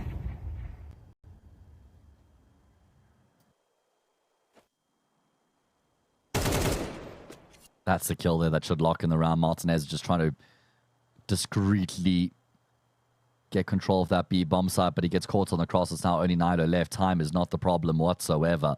It's the fact that he finds himself in a 1 versus 3 bomb on the polar opposite side of the map as to where he finds himself as well. So looks like he's made his decision. He's going to commit to the corner, hang around here and wait till the end of the round to keep the AK in play. Not at all a convincing display here from Heroic and Cash, I'm afraid. HOTU are the team who have been on the money.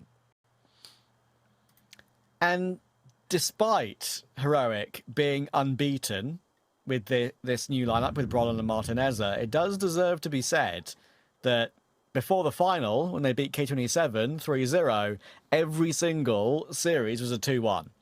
They beat 3D Max 2-1, Phantom 2-1, NIP 2-1. And their map pool isn't perfect, you know, as a whole. I'm sure I haven't played that much since the major, but yeah, with a brand new team, they do need to find one more map they can kind of rely on out of Ancient and Cash, because they banned Ancient in this veto. Cash has obviously been barely played for them, and their main permaban is usually Anubis. So, yeah, that is one of the things they'll be hard at work doing, that's for sure. They need to have something Cash they're as an going to have to option. figure out. Exactly. Something that will need to be resolved moving forward, that's for sure.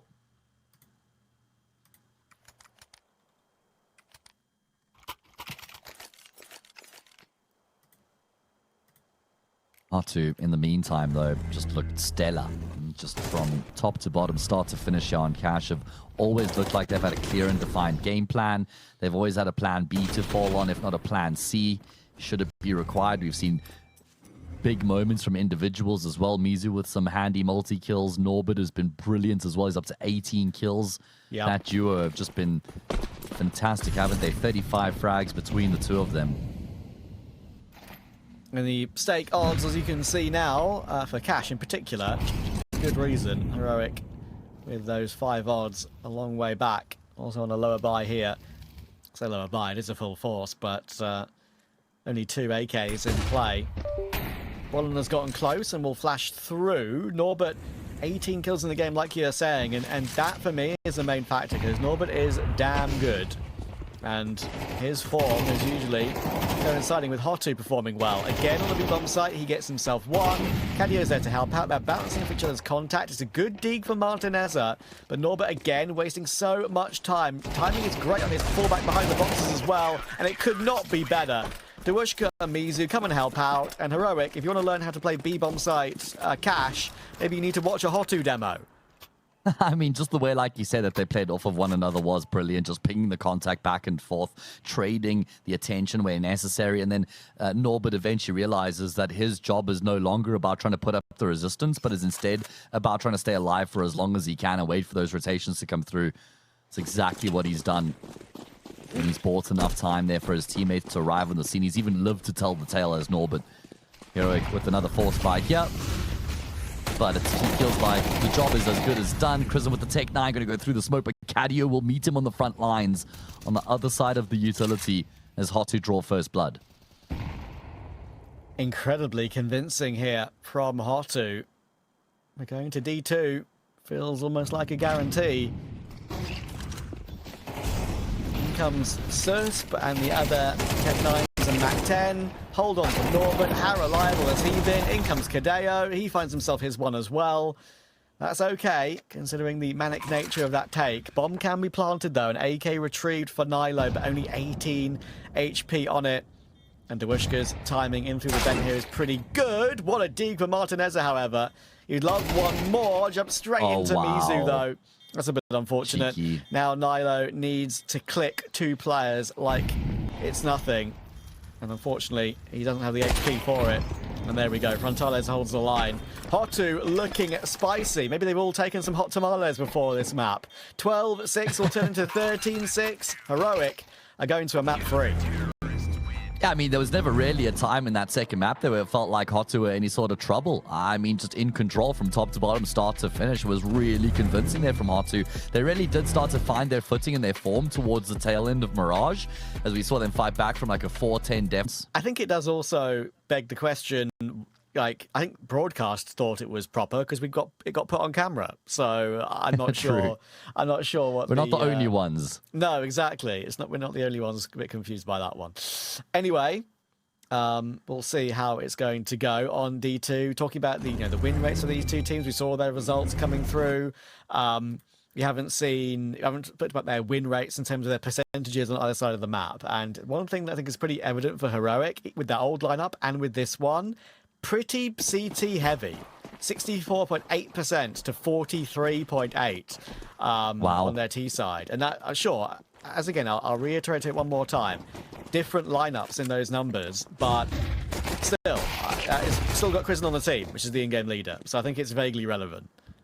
That's a crazy shot there from Norbert to have taken Brolin down. Great flash. I mean, Brolin trying to jump back to safety. I thought he would have been able to, but Norbert plucks him out. You got Dewushka in the corner with the Julies. One and done out of him. Not a bad return for him. Bomb carrier still lagging behind. Martinez and now going to make his way across, but the rotations have come through thick and fast. Martinez, he's got backs turned. Mizu's able to find one, which is good. Just keeps it in the 2v2, but the bomb can be planted. Headshot angle being played. It was a fake to begin with to go for the fight, and it doesn't work. Mizu is too accurate with it, and in the end, spammed down as well. That is Martinezza. HOTU will start well.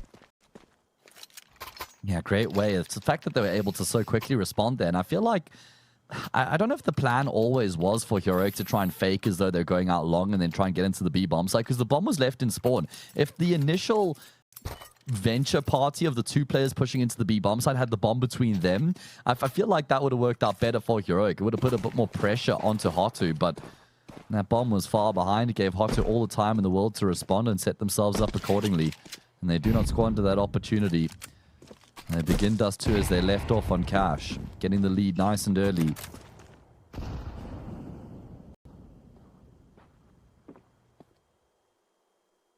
Would certainly shake the group up if HOTU were able to get the win over Heroic in their opening game. 100%. Because we've got FOKUS versus Astralis coming up next. And I mean, sure, Astralis are the favorites there, but it's not like a clear-cut guarantee that they're going to win. And Heroic dropping down to the quote-unquote lower bracket here, the losers match in the group, shall I say, would not be great for the other team that end up against them down the line, that's for sure. Exactly. Norbert could be back with a lot of kills on his plate, and, well, that was quick, wasn't it? We know it's a full eco, but still a nice hold from the CTs there to not get any deaths on their side. 2-0 lead confirmed, and Heroic now need to get going. Mentioned the numbers aren't too great for them on their T side. We'll see if they can prove a bit of a difference maker here. Fontale's only with the USP, helping out from one of those kills as they push forward into Kadeo and Norbert. Tasty kills. They can hope for more of those. Now Frontale's obviously only USP, waiting, biding his time for that all-important AWP. He's been very, very solid, as Mr. Frontales in this game so far. And getting the AWP as quickly as possible on Dust2 of all maps. You're hoping we're going to see more of that level.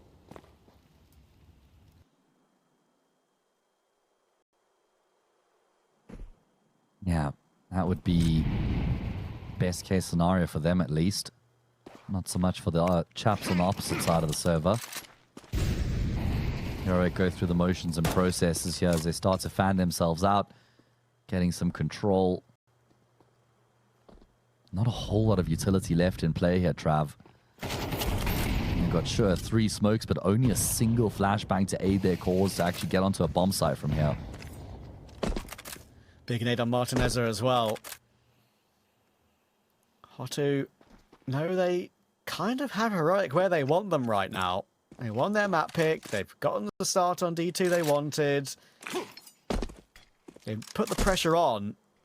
It was all, as it tends to be, kind of fun and games and jokey and jovial before the series for both teams. Now Heroic a bit more serious, wanting to stay unbeaten with their new lineup. But mizu will continue to hold on from the back of the site. He'll avoid the molly as well and push forward. Has plenty of time to play with. Look how many players there are on the bomb site as well. There is a push to the smoke they have to worry about, however, and the take has worked out in the end. Brolin and Surf both get a kill. 2 for Brolin overall. And the bomb can go down, and there's not really a gap left for HOTU to exploit. Frontales is way back in CT. I think Norbert might be playing to contain only now. Yeah, it was a perfect exec there from Heroic. I was right there with you. It felt like that was going to be really difficult because HOTU had that extra man in on the B bomb site. There were 3 players fully committed, but the split there from Heroic was just so beautifully coordinated that it was still too much for HOTU to contain and too much for HOTU to handle. So very well done out of the T side to open up their account. Now it's just about trying to get all 3 players back across safely, and only one will survive the gauntlet. Brolin is worried that Norbert might just be able to stick the defuse, and I tell you what, it would have been close, you know? Yeah. I don't know. I think the bomb probably would have exploded, but I think he would have been within the last second of actually defusing the bomb. So thankfully, Brolin does survive to ensure the point still gets on the board. And you can understand why he wanted to stick around there, because it's not often you see a player go for something like that. So he gave it a go. That's why it was a bit unpredictable, but Brolin does hold on. Fair play. He's got to turn the second screen off, mate. The distraction. I'm sure he has like notes on it, but still. Maybe on half the monitor. I feel like he is getting caught by the just his own camera catching his eye every now and again. We've seen mizu. No, it wasn't mizu. It was Frontales actually with his match notes on his Steam overlay. It's always nice when you Yeah. see players do that because they save on the game. Like they save from session to session and never go away. So using the seam overlay is the modern way of having your notes in play rather than having sheets of paper on the desk. That's for sure. Well, it went from sheets of paper to Google Docs to Yeah. Steam overlay, I guess.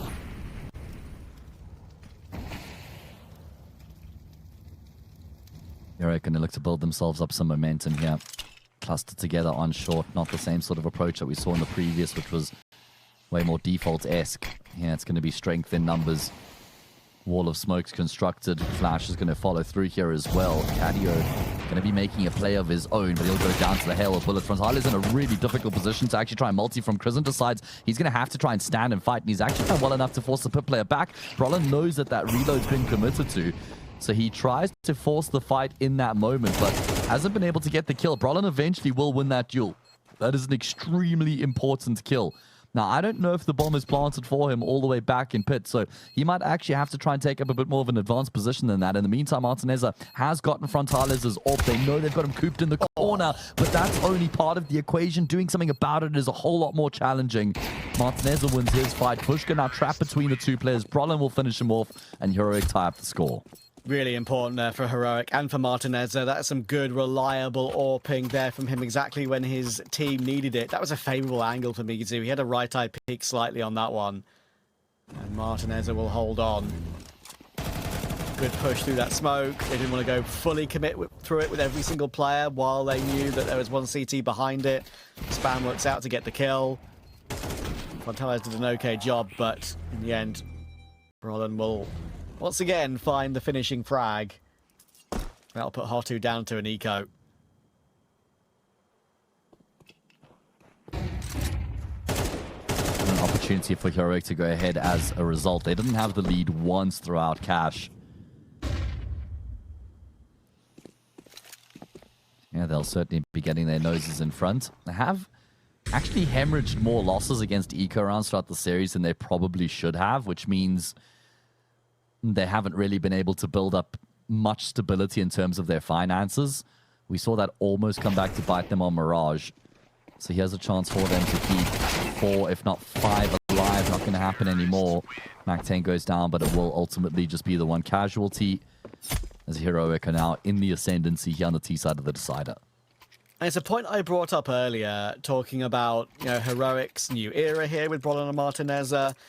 I'm really hoping the main thing that Brolin adds to this team is not just reliability and extra rifling power in an important role on the team. It's the what it does for their map veto in general as well, and their map pool as a whole. Because as I said, like if they don't have Cash looking like a good map for them, that leaves them exposed in series. Then you can't be relying on winning third map deciders all the time. They won 3 third map deciders at stake ranked before winning the BO5 final 3-0 against K27. They've got Dust2 in their wheelhouse. They've got Mirage in their wheelhouse. They've got Inferno and they've got Nuke. But if you don't have Ancient Anubis or Cash, you'll always be exposed. And I'm hoping for Heroic that it helps out for that. That helps. The Bond Edition helps out on 2 of those 3 maps, and also improves their Dust2 in tier 1.5 and above. Yeah, and you would imagine that would be a fair assumption to make with this addition into the team. But those are certainly gaps they're going to need to plug moving forward so that they don't just continue to be exploited on those maps in particular. Exec now gaining traction. B-split is what they're going for. So we've seen multiple different approaches from Heroic here on this T side so far. Good timing on the utility will keep Heroic at bay and perhaps even force him to reassess.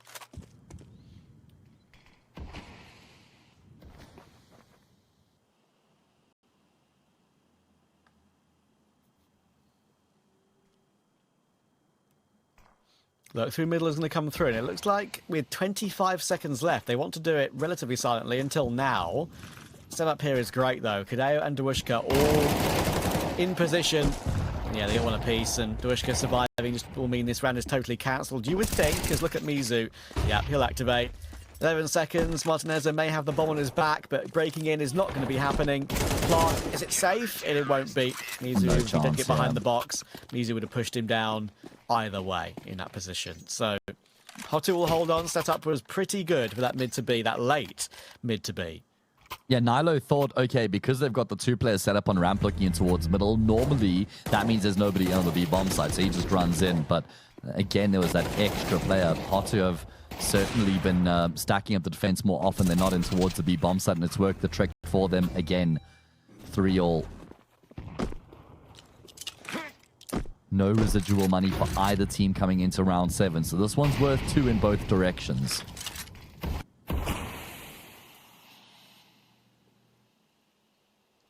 Yeah, pending saves, you are spot on.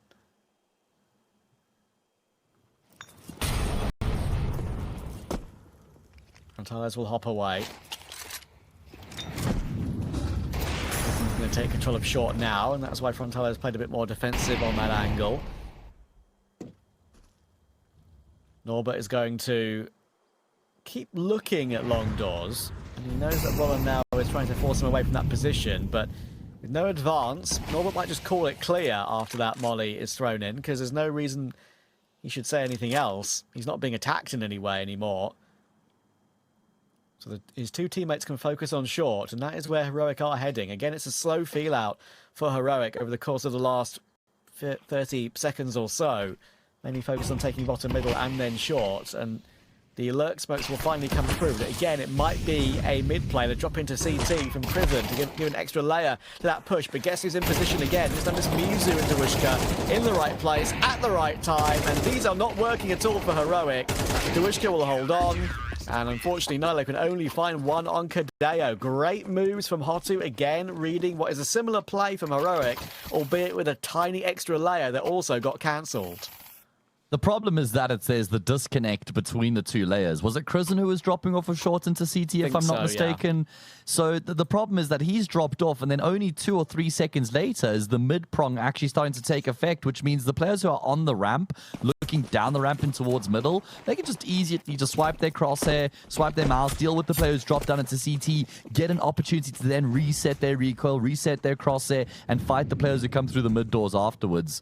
So the timing, the disconnect there, almost just renders the entire strat useless at that point. Because the way it's designed to work is that the player who drops off the ledge is supposed to take the attention of those ramp players immediately. Yeah. And then you get the swing from the mid players that comes through afterwards. Exactly.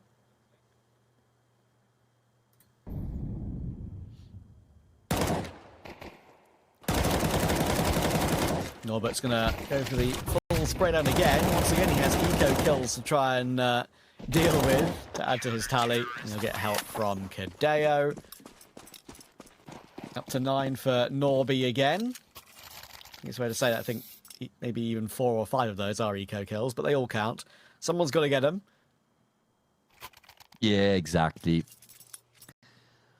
Mop them up. Donate them to the guys who need them the most. That's what I say. Bit of charity work. It's me. I am charity. You're not charity to me. You are priceless. Yeah, except in anti-eco rounds, mate. You'll find me running and gunning in them. Fair enough. Here we go. This is a bit of a change-up in the approach. Now, Norbert is a stellar long player. This is one of his best positions on the CT side. He's an extremely good CT side player in general, and long on Dust2 is where he does some of his best work. And he's just emphatically shut Heroic down. 2 kills. Hasn't taken away. Taken a single point of damage in the process. Nyla's trying to pressure into B in the meantime, thinking, okay, if there's a setup long from the CT side, maybe I can force a 1v1 duel with the player on the B bomb side. But there's 2 of them. And he's thinking, how many players do they have on their side of the map? How are there always multiple players here on B? Bro, Norbert is just scarily reliable. I mean, we've been talking him up for such a long time. Even when he dropped back down into tier 2 with various different lineups, and eventually now with HOTU, he immediately ramped up to such a great level play. He was rocking a 1.2 on average, I think, at one point. I don't know what he's at now, maybe a 1.11, something about that, but look at him go. Pushing through long, full control, full confidence. Knows that he's not going to be looking at long anymore because he's already got 2 kills there. Why would he have pushed? Which is why it's unpredictable. Third kill is gorgeous, and he's instantly traded by Martinezza. Martinezza is not long for this world. HOTU on CT side. We mentioned Heroic's T side struggles on Dust2. CT, they're incredible. Numbers-wise anyway. You haven't seen much with this new team, but it does continue to be that pattern. And Martinezza has to get away and save the AK. 27 HP. There is a bit of danger he could go down after time here if mizu wants to push in, but I don't think he's going to. Yeah, not interested in risking it. And this is a really good return where, sure, you maybe don't pry that last rifle out of your opponent's hands, but you guarantee keeping 4 players alive against a gun round. They're now ahead by 3. They're taking full control of this decider. Remember, they've got all that momentum behind them off the back of the win on Cash before this, and they've continued that here into Dust2 as well. Brimming with confidence, individuals putting their hands up. I mean, you did highlight coming into this half, to be fair, Trav, that Heroic are a lot more dangerous on the CT side. Yeah. And they're going to be hoping that's going to continue, they need rounds to play with. Yeah. And the faces are a lot more glum than they were earlier for Heroic, that's for sure. Can't blame them. Yeah. It's easy to have the vibes high when you're playing well and you're winning, mate. Not so much when you're on the receiving end of the beating.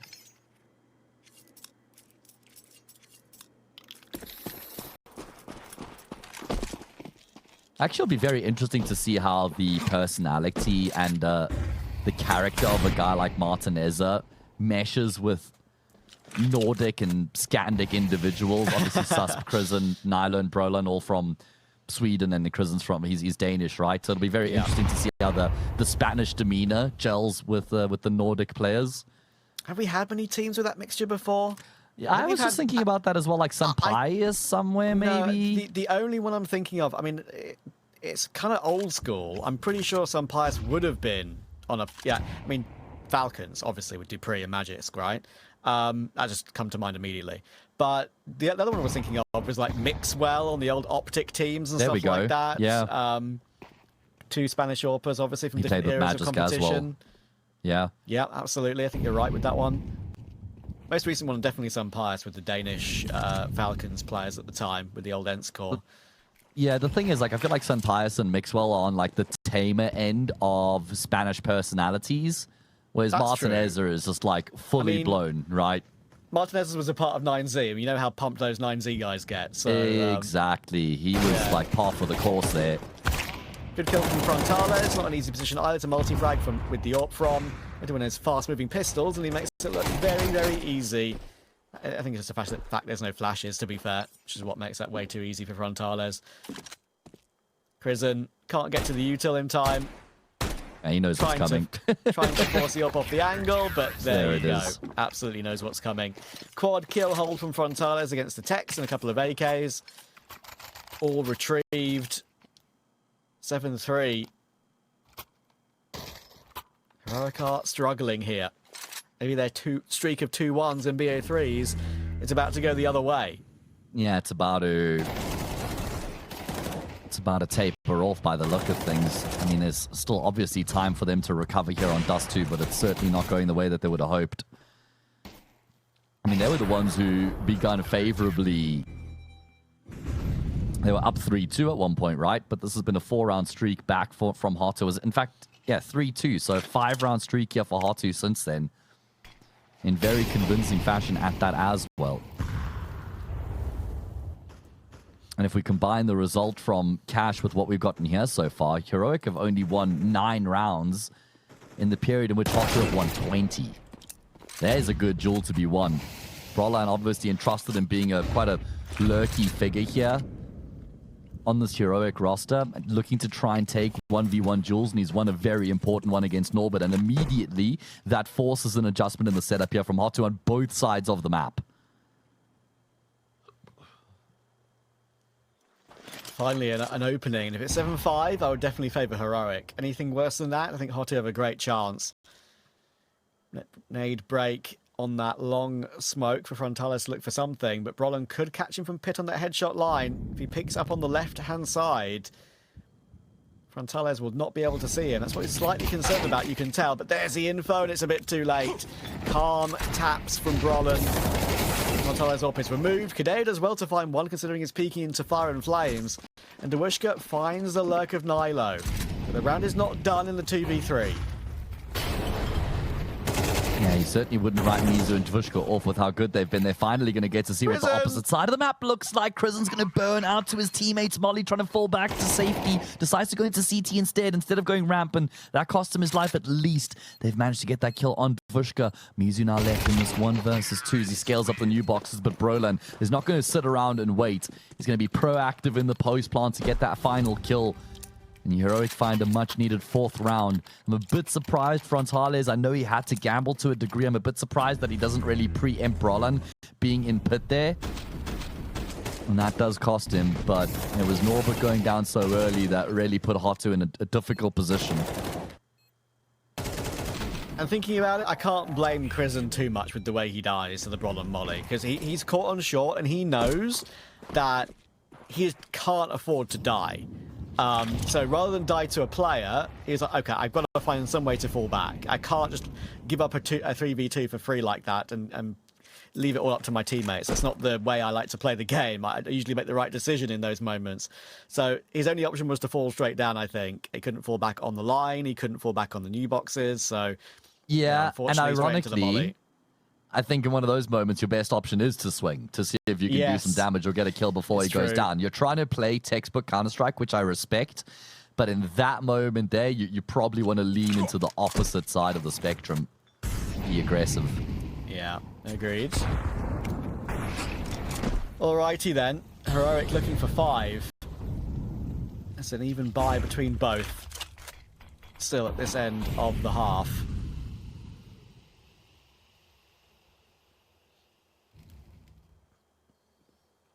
And similar setup as well. Indeed. This is where Heroic have actually looked less convincing, is where they've gone super deep in the round and then just try to exec with like 30 seconds on the clock. They've looked a lot better when they've been a bit more active, when they've forced utility. We've seen them try and like poke and prod up shorts and then go into their B split, and that's been a lot more successful than just this really late exec. Krizen just showing a tiny bit of ankle, but nothing more than that. And HOTU remain extremely committed to their 3-man setup in on those B-bombs. Like Mizu will just try and take the fight that's gone against him. Krizen's gone down, but that's not a problem for what the goal of the round is here for Heroic, which is battling and bruising their way in towards this B-bomb site. They find the 2 kills necessary, get themselves a 2-man advantage. Bomb plant will come through, retake required. There's the plant, only just in time.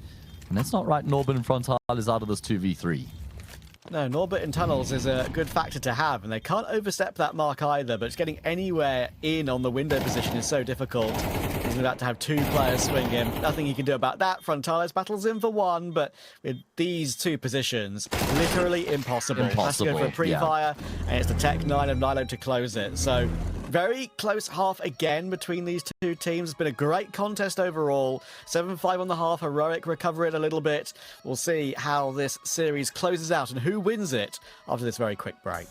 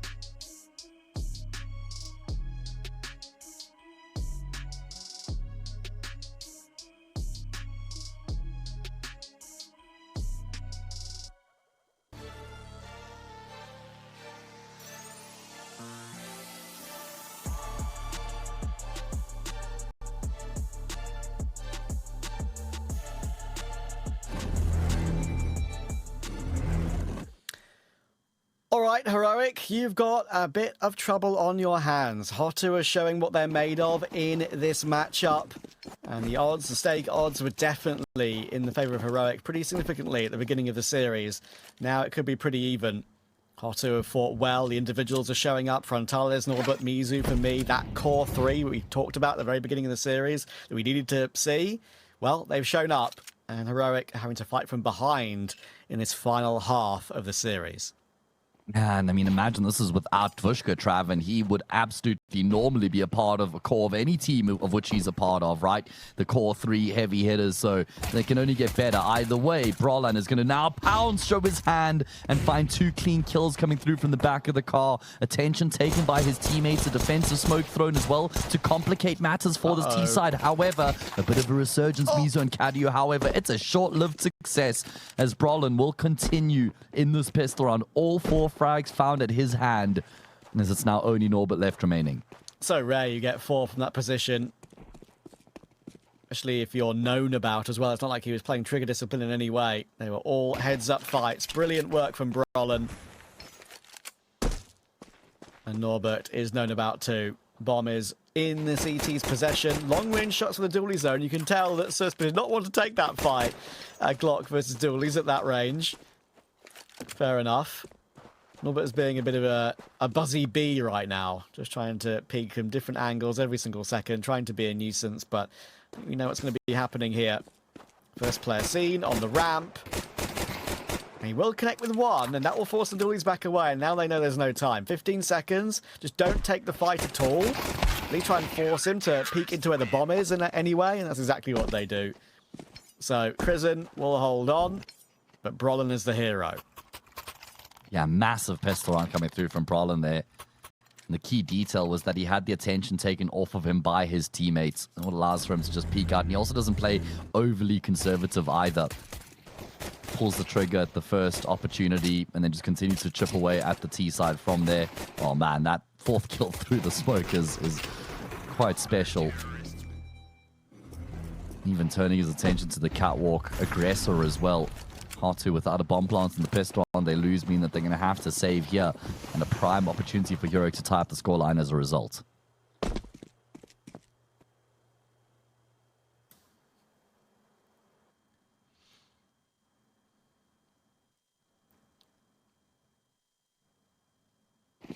Talking about numbers, talking about that at the very beginning of the game, as Martinez holds on for 1 with the HE. He's got more where that came from, by the way.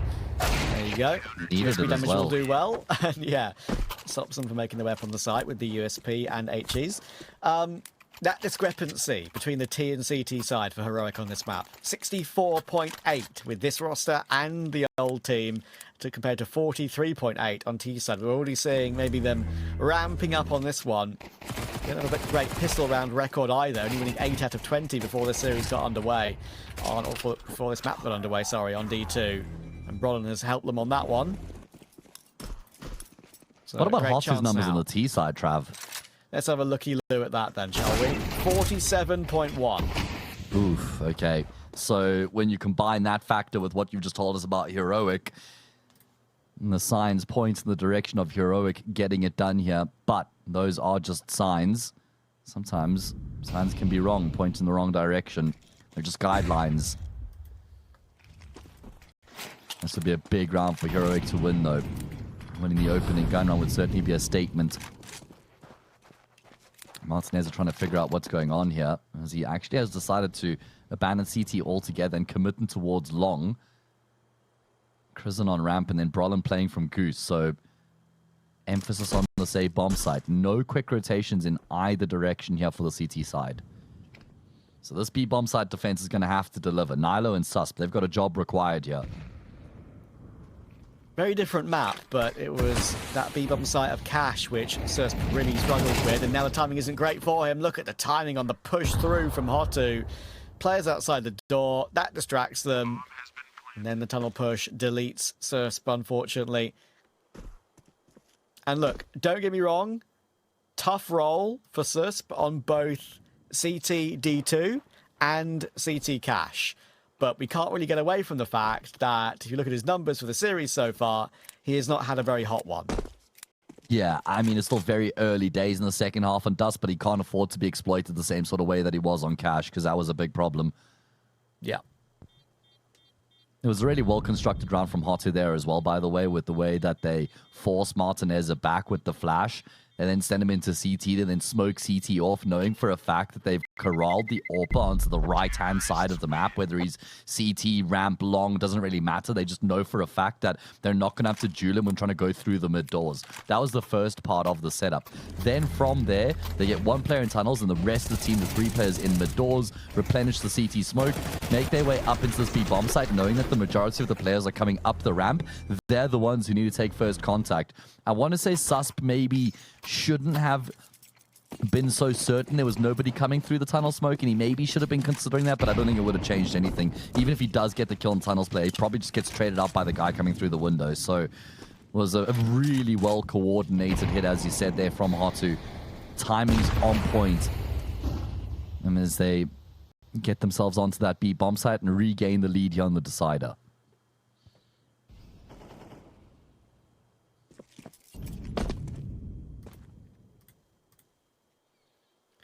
And pressure now on this gun round for Heroic. If they lose this and don't save anything, it could be HOTU on 9 with a path to 10. And again, they're focusing on B. Again, they're focusing when they know Susp is playing. How many can he get? The answer is 0. Uh-oh! B is falling again. Martinez will find Norbert, but it means nothing, really. They have to save, and they're going to commit to it straight away. HOTU exposing B bomb sites in this series. That's definitely been a main goal and focal point of theirs. They've done it brilliantly here in back-to-back rounds. Stern execs and pushes into this B-bomb site. And different ways of going about it as well, kind of flexing their versatility in that regard. 9-7, the imminent scoreline. Heroic are going to get 1900 when they lose this round. So it'll be enough for Crizzen to drop a gun. Susp could get an MP9. But they're on the brink here, are Heroic, of suffering their first loss with this new squad. Terrorists win. Yeah, not as long a run as they would have wanted.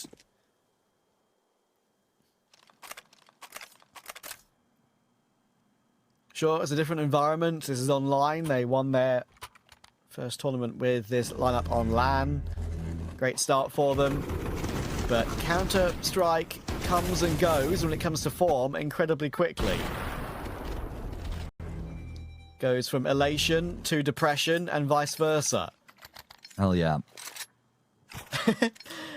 Hell of a drug, that's for sure. It's this beloved esports of ours. I love how I said depression and you were like, hell yeah. Hell yeah. Every man can relate, bro. God gives his toughest battles to his strongest soldiers, bro. Got to embrace that. It's an honor to be depressed. No, okay. All right. Okay, that's maybe a little bit far. Yeah. If you're in the right mood, though, it'll pump you up. Yeah. Yeah, there you go. Heroic might need to be pumped up right now. The tires are flat. Yeah, so someone like Martinez and his personality can come in and just pick up the entire team. Let's see. They've got that open play, rifles across the board outside of it. And honestly, not far away from this being like one last roll of the dice for Heroic. Because if they lose this round 7-10, if there's no survivors, which traditionally there are on Dust 2, like normally on the CT side, if you've lost the round, you'll have like at least 2 players who survive, but still. Failing this with no survivors would spell 7-11. And that is not a difficult sentence to spell, but it is a difficult one to overcome if you're on the receiving end. Yeah, Heroic will sack their util with the HEs in spawn there. More damage to Kadeo coming through. He's down to one of the funny numbers, but won't put him out of the round. And HOTU is happy to be content and sit and wait with this control they've got. And Martinez is going to be the one under pressure. Crizzen is going to be here to help, and that HE would have to be pretty good on the timing. And Martinez will hit his shot. Okay, there's more where that came from. Chip damage onto Dewushko. He's had a bit of a slow map again, other than his holds on B on that CT side. Great entry. That's exactly what I wanted to see as I was talking his name up. Martinez will go down. Susp may find mizu, but the bomb can be planted. Retake inbound, and it won't be easy with Bron on long. Dawushka is kind of in the open, and they're having to fight in the open, and that won't work out. Not really a good setup put in place there from HOTU in time, and Heroic will capitalize. Yeah, also something Heroic have done a lot better in that round is that they've been able to find kills before HOTU actually start to get onto the bomb site. So they've had their numbers thinned out, and they haven't had as deadly of a unit for Heroic to have to potentially deal with in the post-plant or the retake. So certainly a big bonus there coming through from the CT side, being able to get these kills here as the players look to try and cross in towards the A bomb site. Sure, it's a great kill back from Dawushka, but some of the damage was done just having these players thinned out. Constantly having the numerical surplus there for Heroic. Certainly did change the optics of that retake as they draw back within one. Plenty money here for HOTU as they use their first timeout of this decider. Recognizing that this is a key point here on this third and final map. If they can win this next round, they can really start to pull ahead, ramp up the scoreboard pressure, and get the job done. If they lose this next round, Heroic are straight back into the game.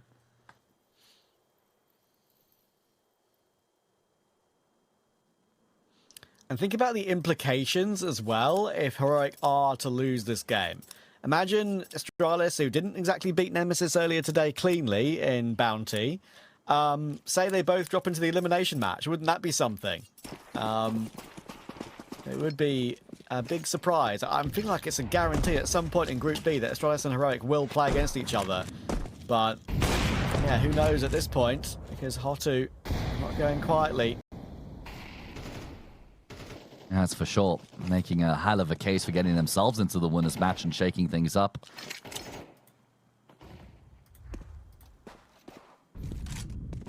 Big moment here, man. Important round. HOTU have exhausted their finances for the most part. Spreading themselves out, taking their time to try and get into this round. Waiting to see if there's going to be any aggression. Haven't really seen anything untoward from Heroic on the CT side. Not really players trying to get themselves into lowers or advanced setups with the orbits. Martinez with the orb on the bomb site flash off the angle frag by Norbert, who's not done with just one. Finds himself a second. Nylo's going to stand and bang. He's gotten another. So 2 kills coming through from him. He doesn't realize that mizu had already crossed the line, though. And it looks like a decision's been made by Brolan and Krizen as they've accepted their fate. And HOTU will keep daylight between themselves and Heroic. Oh man, what is it with Heroic and B bomb sites today? Martinez not able to connect either shot. They put him there for a reason. They wanted to reinforce things, and, well, the reinforcement already collapsed before it was built. That is unfortunate for Heroic. Again, Susp trying to force his way back in, couldn't get anything done. Relied all on Nylo, and as he said, it's just too much really when you're already outside the B tunnels itself. They're hunting as well. Krizen's going to go down. There was no room for him to get out. Roland's trying to tap away and pit to save, and he will manage 2 kills. And Frontales won't fight him from there. But still, only 1 player surviving. HOTU feel like they're in control right now. Yeah, absolutely. I mean, they're just showing a lot of confidence with the execs coming through from them as well. Just a whole lot of conviction. Once they make a decision and they pull the trigger, they're just all in, just fully committed. No hesitation, no baiting, no players waiting for somebody else to see if they're going to make a move. Very good composure. And then backed up by some supreme firepower coming through from HOTU as well. I don't know exactly what the money's going to look like here for Heroic. I mean, I know they had, what, 3 players surviving their one before that one, but that's not enough to actually push them over the edge. So it's that 1 saved M4 on Brolan, an eco outside of that, and 11 waiting in the wings to take center stage here for the underdogs. Don't forget what happened on map 1, though. It feels like an age ago now, but HOTU were on a bit of a comeback trail, and losing to 5-7s and an MP9 costs them a chance to close within 1. We got Heroic to 12. And here we go again. Brolan's going to get 1, but this time it's only 1. Cleaned out by Kadeo. All 3 for him. Krizen will eventually get the trade, and that will allow him to go forth to grab the AK. And HOTU haven't committed to a site yet with the information they've managed to glean, so we'll have to see how it goes. Susp goes looking. Don't blame him considering where Krizen is, but both are deleted by Dawushka. 11 confirmed. 2 away And 3 And that's ahead. what's fantastic about them having Dvushka in this team. And you highlighted, you spoke about the core of Mizu, Norbert, and Frontales. Dvushka could be the tip of the spear in that core, man. Like, he could match, honestly, he's got the capacity to even match Mizu, I think. Like, not far from it. With a bit of experience, I think his mechanics are as good, if not maybe even potential to be better. But the best part is that he hasn't been inserted into this team and said, all right, mate, now you got to be putting up 22 kills per map, or you haven't been done. You're not doing what we brought you into the team to do. He's not going to have that sort of pressure on him because he's surrounded by the likes of those 3 players that we've mentioned already. And I think that's why he'll actually be able to take a bit of time to become comfortable with the team and get a little bit more experience at the higher level of the game, see that he's capable of doing it, and then we'll see him flourish.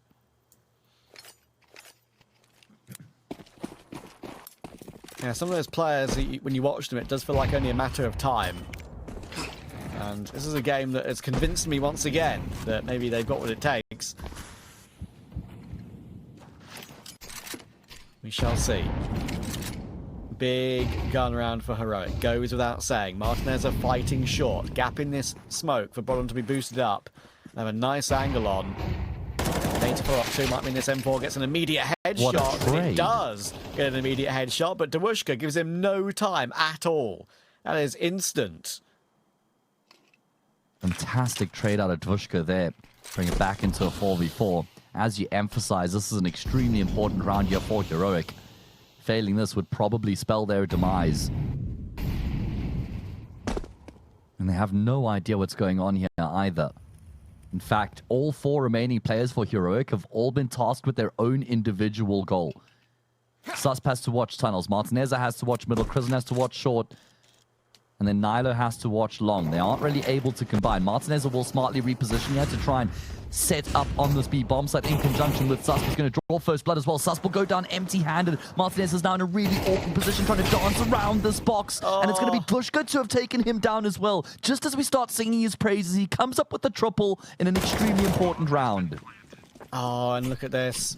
Nilo's not even going to be able to run down Kadeo on 2 HP.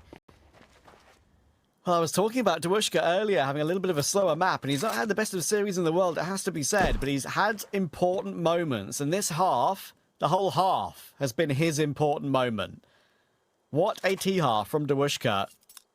So clean, and that is what he was brought in to do, to add the extra little bit of firepower to this HOTU roster.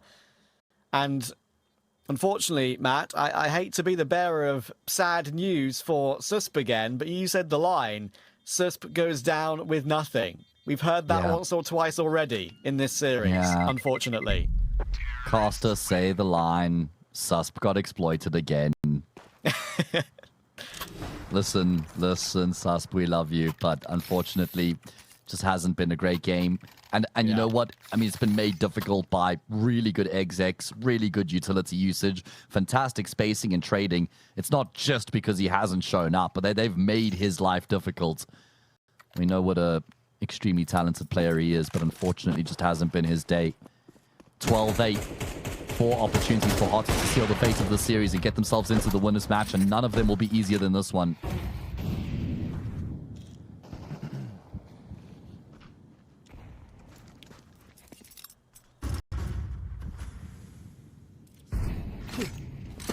Touch over the top in middle. Going through the motions, HOTU. Right here, right now, to try and close what would be an incredible win. Heroic unbeaten with this lineup in, sure, only 1 LAN tournament, but it's notable enough to mention it.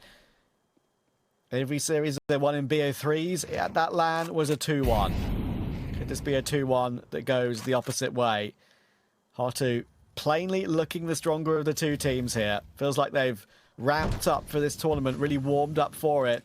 Only last game they played, they lost 13-0, 13-3 to the new Fnatic in a grand final, by the way, to qualify for the qualifier for ESL Pro League. Certainly been a massive turnaround since then here for HOTU, impressively so at that as well. See if they can finish off the job. Can they get it done? Or have Heroic got it in them to win 4 consecutive rounds? Maybe not with Dvushka looking as sharp as that. Hell of a kill coming through from him. Crossing paths with Krisen in middle. He will steamroll him as they now start to gain some traction, making their way forward. Nilo is the snake that lurks in the grass. Brollin's doing everything he can to try and bait Nilo in, and they'll combine 2 kills between them. It's Brolin with the assist on damage, but unfortunately, man advantage reinstated for HOTU, and this time Heroic will not be able to save. This time they've got to make the retake happen. And it feels so unlikely. Frontales has a perfect angle for this. Both players coming in towards shot. He'll miss his shot, however, but Frontales makes up for it with one somehow. I don't know how he's managed that, being pinned in the corner. Criminal indeed. No bullets in the ult for Martinez. He may get his preferred weapon, but it's not the preferred gun on the clutch. And look at the setup. Fighting through this is not possible. Darushka and Norbert are going to close it together, and it's a short-lived new streak for the new Heroic. HOTU put a dampener on it. They win 2-1. Yeah, they've shaken things up here. Big result coming through for HOTU to kickstart their campaign in the StarLadder StarSeries, or should I say Season 20, the closed qualifier for their